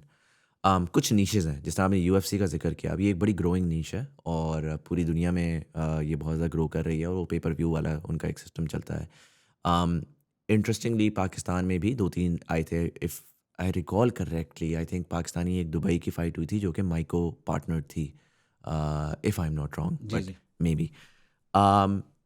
इसी तरीके से आपके पास let's say Arsalan ash taken की दुनिया को पाकिस्तानी चलाते हैं इस टाइम के ऊपर, और उसका जो है ना वो एक्सेस नहीं है लाइव हमारे व्यूअर को, मतलब कोई प्लेटफॉर्म, कोई नेटवर्क नहीं है जो कि उसको पुश कर सके कि भाई अरसलान की आने वाली है, अगली देखो क्या होता है, आतिफ की आने वाली, so on and so fourth. And then there is paddle, and then there is football, and then there is a lot of grassroots level stuff that has begun to happen, जिसके लिए वो इंफ्रास्ट्रक्चर रेडी हो रहा है कि यार viewership, क्योंकि sports viewership I feel like Pakistan such a lost opportunity and such an easy thing to drive. शहरों की लड़ाई लगा दो यार, लाहौर कराची की बिरयानी पे लोग लड़ते रहते हैं, उस पर फुटबॉल टीमों पे लड़ा दो उनको, it's so super easy, right. मसला ये आता रहा है हिस्टोरिकली कि कन्वेंशनल मीडिया के ऊपर आपको इन सारी चीज़ों को स्पोर्ट्स पे फेंकना पड़ता था और स्पोर्ट्स का व्यूअर चैनल चेंज करते हुए आता नहीं था.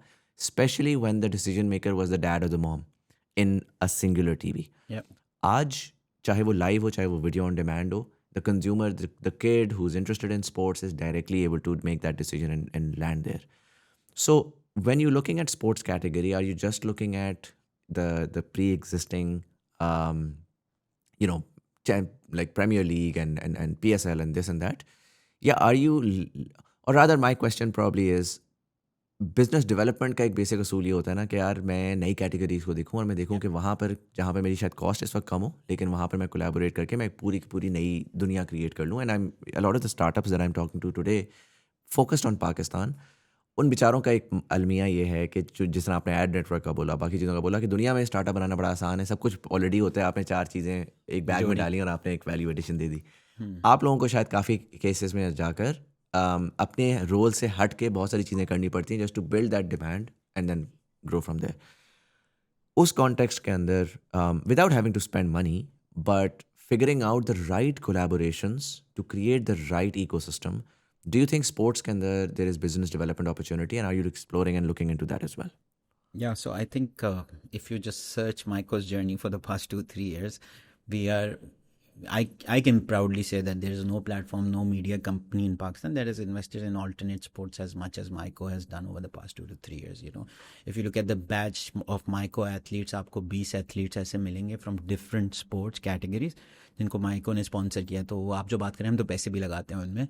And then we have streaming rights. Pakistan में स्कॉश कोई देखता ही नहीं था, कोई कवर तक नहीं करता था. अभी लास्ट ईयर पाकिस्तान में आफ्टर 18 years जब स्कॉश का इंटरनेशनल टूर्नामेंट वापस आया है कराची के अंदर जो हुआ है, विच इज़ द अंडर-21, Maiko not only streamed it, we also produced it because no one was willing to, no TV channel was willing to produce it, right. So squash के अंदर we were the first 2 years ago to sponsor and go after the Squash story and the revival of squash in Pakistan. We did an original called The Comeback, which is Maiko's original. It's a beautiful documentary. You should go and watch it.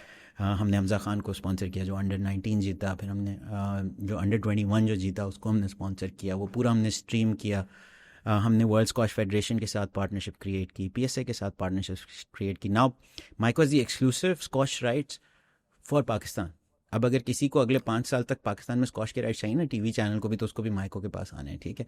अगर आप बात करते हैं MMA की, तो Shahzaib Rind was a Myco athlete. Is the guy who you know for one, yeah, that's the one I'm talking about, जो कि वो इंडिया वाला वो हमने match लाइव होता है स्ट्रीम दुबई. किया across the world, not just in Pakistan. और पिछले कोई 2 साल से हम लोग कर रहे हैं, कराटे भी स्ट्रीम कर रहे हैं. ब्रेव हमने स्ट्रीम किया था.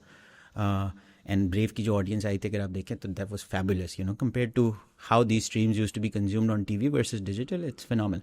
Same goes with football by the way, कि फुटबॉल की जो PTV पे जो चलती थी इंग्लिश प्रीमियर लीग, उससे आप कंपेयर करें जो माइको पे इंग्लिश प्रीमियर लीग चलती है, the numbers are like amazingly different, right.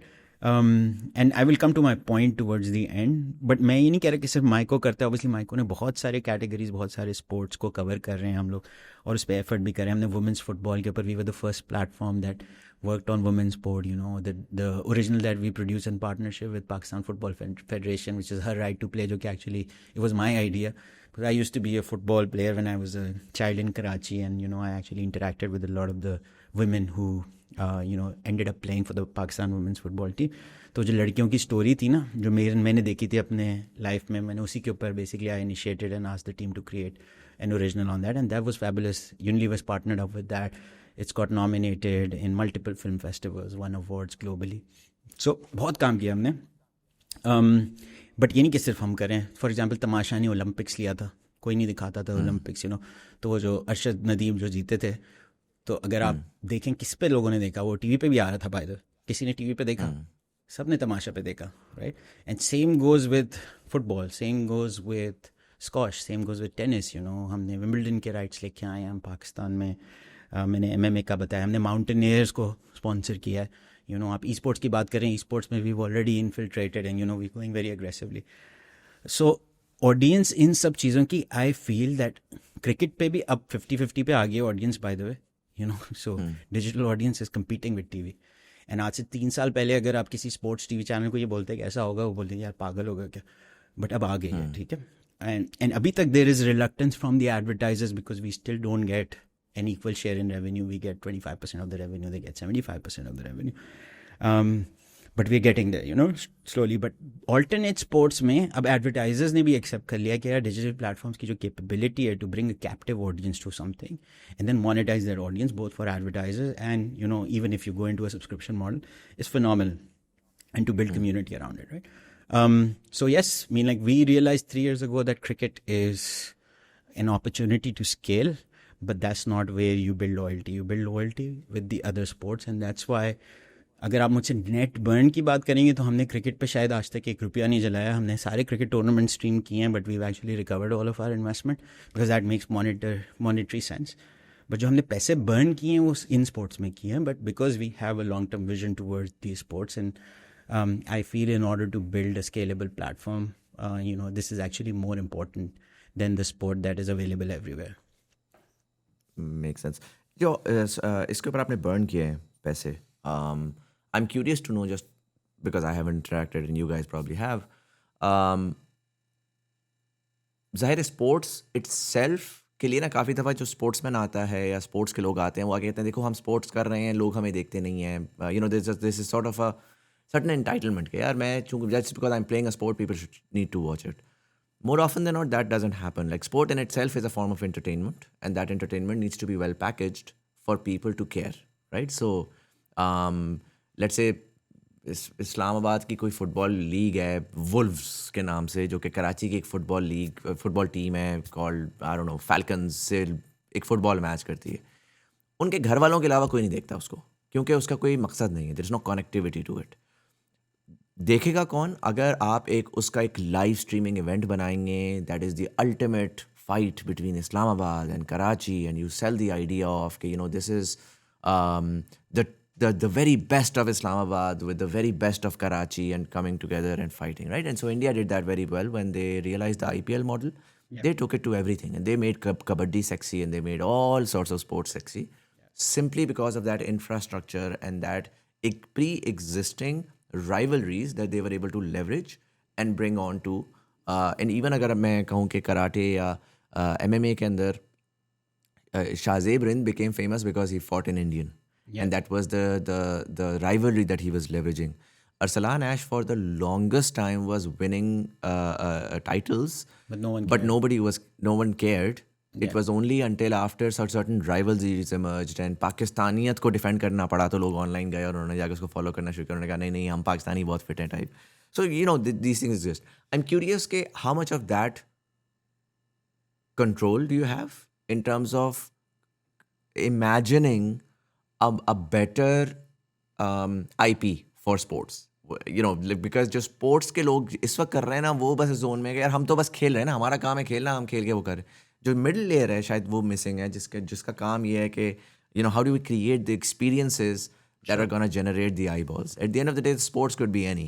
The storytelling is what's going to really get the audience in. Sure. So again आप जो बात करें ना इंफ्रास्ट्रक्चर की बात करें, ठीक है, एक तो है अटेंशन इकोनॉमी का, वो तो हम हेल्प कर सकते हैं कि you know we can bring audience, we can bring small funding to athletes to amplify them and bring characters from them, bring personalities, build personalities of them, make them into celebrities. वो Myco already कर रहा है, documentaries बना रहे हैं, festivals पे लेके जा रहे हैं, यू नो ये सारा कुछ हम ऑलरेडी कर रहे हैं जितना हम कर सकते हैं, ठीक है. और फिर राइट्स लेके आ रहे हैं ताकि लोग देखें, उसको डिस्ट्रीब्यूट कर रहे हैं, उसको मार्केट कर रहे हैं. जो आप बात करें वो इंफ्रास्ट्रक्चर प्ले है, which means that going on ground and creating these events and you no doing the right storytelling out of these events at a local scale. That unfortunately cannot be done by a platform alone. That requires people of authority. A lot of stakeholders. Stakeholders, governments. It requires brands, most importantly, right? So why was Maiko able to create that humongously? No one 2 years ago, and I take credit for this because 2 years ago, until we did the Her Right to Play documentary, किसी को पाकिस्तान की women's football team के अंदर interest नहीं था. The moment we did that, people saw it. People were like, oh wow, you know, they cried when they looked at that 60-minute documentary, and then they, you know, some of those girls, they started getting brand contracts after that, right? So वो celebrity बनना शुरू हो गई, उनको podcast पे बुलाना शुरू हो गया. So you have to take a step, but we couldn't take that step on an infrastructure alone without the Pakistan Football Federation and without Dove or Unilever that came in as a brand partner. हम अगर अकेले करना चाहते नहीं कर सकते थे ना. अब मसला ये है कि पाकिस्तान में ब्रांड्स भी जो हैं वो भी उतने डेयरिंग नहीं है जितने इंडिया में है ना. वो ब्रांड हैं एक दो जो कि बोलते हैं, लेकिन उनकी भी बड़ी लिमिटेड नीश है, जैसे एक नीश थी ना. सो आई थिंक प्रॉब्लम जो है वो ओवरऑल सोसाइटी का है, पावर सेंटर्स का है, ब्रांड्स का भी प्रॉब्लम है. बिकॉज ब्रांड्स आर नॉट इतने रिस्क टेकर नहीं. वो बोलते हैं यार हमारे इंप्रेशन डिलीवरी, चलो ये सब चल रहा है ना यूट्यूब पे पैसे लगा दो या फेसबुक पे पैसे लगा दो, थोड़े बहुत पैसे टीवी पे डाल देता हूँ. So but when it comes to infrastructure creation, unfortunately platform alone नहीं कर सकता. हम हीरोज़ बना सकते हैं, उस पर हमने ऑलरेडी काम किया हुआ है, हम जो है वो रीच दे सकते हैं. बट जब इंफ्रास्ट्रक्चर प्ले की बात आएगी, that needs to be done by lot of stakeholders, and unfortunately we don't have enough of those stakeholders right now. Make sense. I think इसमें जो एक मैं थॉट बस बोलूँगा before I just wrap it up, वो ये है कि जो हमने यूट्यूब को काफ़ी ज़्यादा खरीदा, बट आई थिंक नेटफ्लिक्स के अंदर एक नेटफ्लिक्स का जीनियस ये था कि they were not just a distribution platform, they were huge data engine as well that they leveraged when they were beginning to create their originals, right? So they were basically looking at and studying their consumer, and eventually वो House of Cards I believe से start उन्होंने किया था, जिसमें that was their first major वो, where it was very much from the very get go was focused on the data. कि यार consumer को, ये मुझे याद है मैंने उसकी केस स्टडी पढ़ी थी कि उन्होंने ये तक चेक किया था कि अगर कैरेक्टर्स हैं तो कौन सी एथनिसिटी का कैरेक्टर कौन सी एथनिसिटी के साथ हो तो वो लोगों को पसंद आता है, based on because they were seeing the consumer patterns of what people watch. And so that aspect of, while I do agree with you that advertising engine कोई और बनाएगा, but as a streaming platform, I think as a technology company, you do have the opportunity to create and process a lot of data that then you can utilize to push or nudge the industry across multiple different verticals in the right direction, where you can come in and say, okay, listen, we are telling you. So abhi hota kya hai ki in a low trust society, it's a fragmented space. Every space is fragmented. Every industry is fragmented in Pakistan, and nobody is willing to listen to the other person and tweak themselves accordingly to be able to create a higher value product, right? और वही वजह है कि हर बंदा अपना काम कर रहा है. फुटबॉल वाला कहता है मैं फुटबॉल खेलना है, मेरा काम वो है. आपका काम है कि आप मैजिकली व्यूअरशिप बनाओ. आप ये कहते हैं कि यार मैं व्यूअरशिप तो ला सकता हूँ, मेरे पास डिस्ट्रीब्यूशन नेटवर्क है, बट भाई तू मुझे अच्छी प्रोडक्ट देगा तो मैं उसको अच्छा सेल कर सकता हूँ. And so I think the starting point then comes in from that from someone like you who then begins to say कि listen, if the end state is eyeballs, everything is all about eyeballs, right? Eyeballs होंगी तो advertiser आएगा तो पैसा आएगा तो event होगा तो स्पोर्ट्समैन खेलेगा. आईबॉल्स जनरेट करने के लिए लास्ट नोड के ऊपर the only data that exists is with you, and so you then begin to come in and start to nudge and say, this is what we want. If you can create this, then we know that the success can be high. And so slowly and steadily the convergence will begin to happen in that right ultimate product. नहीं, और हो रही है. मैं मतलब if I may add here कि that transition very slowly has started happening, और हम इससे आगे जा रहे हैं, हम डेटा से भी आगे जा रहे हैं. मैंने आपको स्कॉश की एग्जांपल दी ना, कोई करने को नहीं तैयार था तो हमने इवेंट करा दिया. मतलब अंडर 21 का अप्रूवल मिला पाकिस्तान को to host squash after 19 years. No one was willing to be a part of it as a media entity. हमारा तो काम भी नहीं था लाइव प्रोडक्शन करना. हमने लोगों से कैमरे रेंट किए, टीमें हायर की, जो कुछ भी किया, but we got it done, right? So we are going out of the way, not just giving data but also support wherever we can. But एक सर्टन लेवल पे ही कर सकते हैं ना हम भी, बिकॉज ऑब्वियसली हमारे पास लिमिटेशन ऑफ रिसोर्सेज हैं. हम भी एक स्टार्टअप ही हैं. At the end of the day we have funding resources, we have human bandwidth issues. But the positive side of all of this is that transition is happening slowly and steadily, and brands are also realizing that there is value to be created. And inshallah, the future is going to be great. Makes sense. Towards the end, I know that you're part of the Endeavor process, and where is that? What is Endeavor for people who don't know? How helpful has that been? What has your experience been like, and where do you see this going? Sure. So around, I think 18 months ago, first I interacted with the Endeavor Pakistan team. They met me at a couple of events and they were like, you should apply to become an Endeavor entrepreneur. तो पहले 4-6 महीने तो मैंने कहा क्यों मैं क्यों करूँ अप्लाई. तो फिर उसके बाद मैंने जो है कुछ स्टोरी सुनी of some great Endeavor entrepreneurs, and I spoke to one or two of them, and then obviously I learned about Mudassir Sheikha, who's an inspiration for a lot of Pakistanis as well, that he's an Endeavor entrepreneur and he's actively involved. So from there I learned कि फिर मैंने जब थोड़ी research की, क्योंकि हमें entrepreneurs को usually early stage में एक बड़ा नाम है वाई कॉम्बिनेटर का, सबको ये पता होता है वाई सी, सो वो ऑब्वियसली हमारा तो जो पहला सीट चेक था वो हमारे एम्प्लॉयर ने दिया था, तो we didn't go to that stage ना. बट फिर लोगों ने बताया कि नहीं, at growth stage Endeavor is like a really big stamp, if you get that stamp, that's like huge for your company, because they're basically saying कि यार this is an Endeavor entrepreneur, we validated, gone through the entire journey, and he can make something which can disrupt regionally, globally, become really big. सो वहाँ से जब मुझे understanding हुई तो मैंने कहा अच्छा यार प्रोसेस परसू करते हैं. सो अच्छा उस वक्त मुझे नहीं पता था कितना लंबा प्रोसेस होता है. But yeah I think it's been fabulous, and I've gone through a bunch of interviews. I would say more than probably 20 plus interviews till now, which was the SORs, the financial reviews that happened. And I was part of the LSP, which is the local selection panel. I went through that now. Just next week, I'm flying to Cambridge on Monday night to be at the ISP, which is the final stage. Hopefully, if I'm able to clear that, then Myco will become an Endeavor company. I'll become an Endeavor entrepreneur. So really positive about it. I think for me, what I've learned is that it's a great community, and already internationally I've been able to establish a couple of partnerships based on the interview process that I've been through. जिन लोगों से मिला उन्हीं में से कुछ partnerships भी बन गए. अभी तो मैं नेटवर्क में आया भी नहीं हूँ तो मुझे बड़ा बेनिफिट मिला है. और स्पेशली जो पाकिस्तान की टीम है, they're great. They keep the tech community closely knit. Events भी कराते हैं. They recently hosted a paddle tournament. I already feel like I'm part of the Endeavor family, so I love it. And hopefully, let's say that I qualify to be called an Endeavor entrepreneur. That will be even great for me and for Myco as well. Makes sense. Good luck for that. Last question that I ask all of my guests, and I'd love your thought on that, because you've been in Pakistan for most part, then you eventually moved to Dubai. You're now doing a regional thing, but yes, Pakistan has been a big part of that, at least recently. I'm curious to know, how do you see Pakistan 25 years from now, based on the things that you've seen in the sort of evolution that you've experienced? Without the ifs and buts of if the government does this and if the people do this, I just want you to see what you see now and extrapolate that to 25 years. How do you see Pakistan in 2050?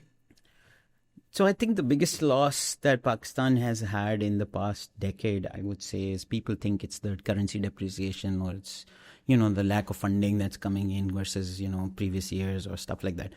I feel that the biggest loss has been human talent, and I think that's Pakistan's biggest capability, is to produce exceptional people. And a lot of them got disheartened and, for whatever reasons, they started leaving the country. But the fun part is that because I have spent a lot of time in the places that these people go to, because I've been fundraising everywhere in the world today.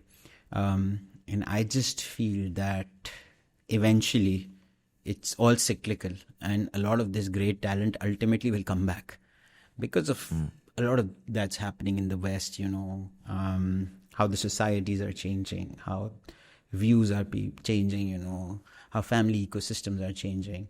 A lot of our great talent ultimately, for whatever reason, and I'm not going to go into the details of what reasons I believe, but people will start coming back in abundance, and the ones who are here will start finding much better opportunities, even with all the problems and the chaos and everything that exists here. And, if you are to ask me 25 years later, I think Pakistan will be one of the most successful economies in this region. And, we will be getting close to the success story of India, in my opinion. Because yes, there is a lot of chaos, there's a lot of problem, but the kind of talent that we create is exceptional, and ultimately this talent will go and disrupt everything from politics to the public sector to the private sector to technology to at least that's what I believe is going to happen, and I'm hopeful towards it. Makes sense. Umair bhai, thank you so much for taking the time out and joining us. Maza aaya. I think जो सबसे मज़ेदार बात यही है कि yes, what you're doing with Pakistan is phenomenal and incredible, and I think that there's very real impact that you're generating, particularly in the sports areas, and I hope in the entertainment domain as well. But more so, the fact that आपका वो बहुत सारी ऐसी startups हैं जो पाकिस्तान से शुरू हुई और फिर उन्होंने सोचा अच्छा आप बताओ क्या करें, बाहर जाके क्या करें, तो आपका DNA जो है ना वो बड़ा एक sort of regional सा स्टार्ट हुआ है, और Pakistan has been a market. But you're really priming yourself up for a wider scale, and I'm excited to see how that sort of pans out. All the very best, and thank you for joining. Thank you, Muzammil. And for all of you guys, let me know in the comment section below, what are your thoughts on Myco? Have you used their app? Have you used Have you seen any of your favorite products on the Myco platform? जो इनका thought process है कि democratization and decentralization of the media industry. What are your thoughts about that? I would love to know in the comment section below. But nonetheless, this was Saeed Muzammil Hassan Zedi. You're watching Thought Behind Things. Thank you so much for watching, and I'll see you in the next one.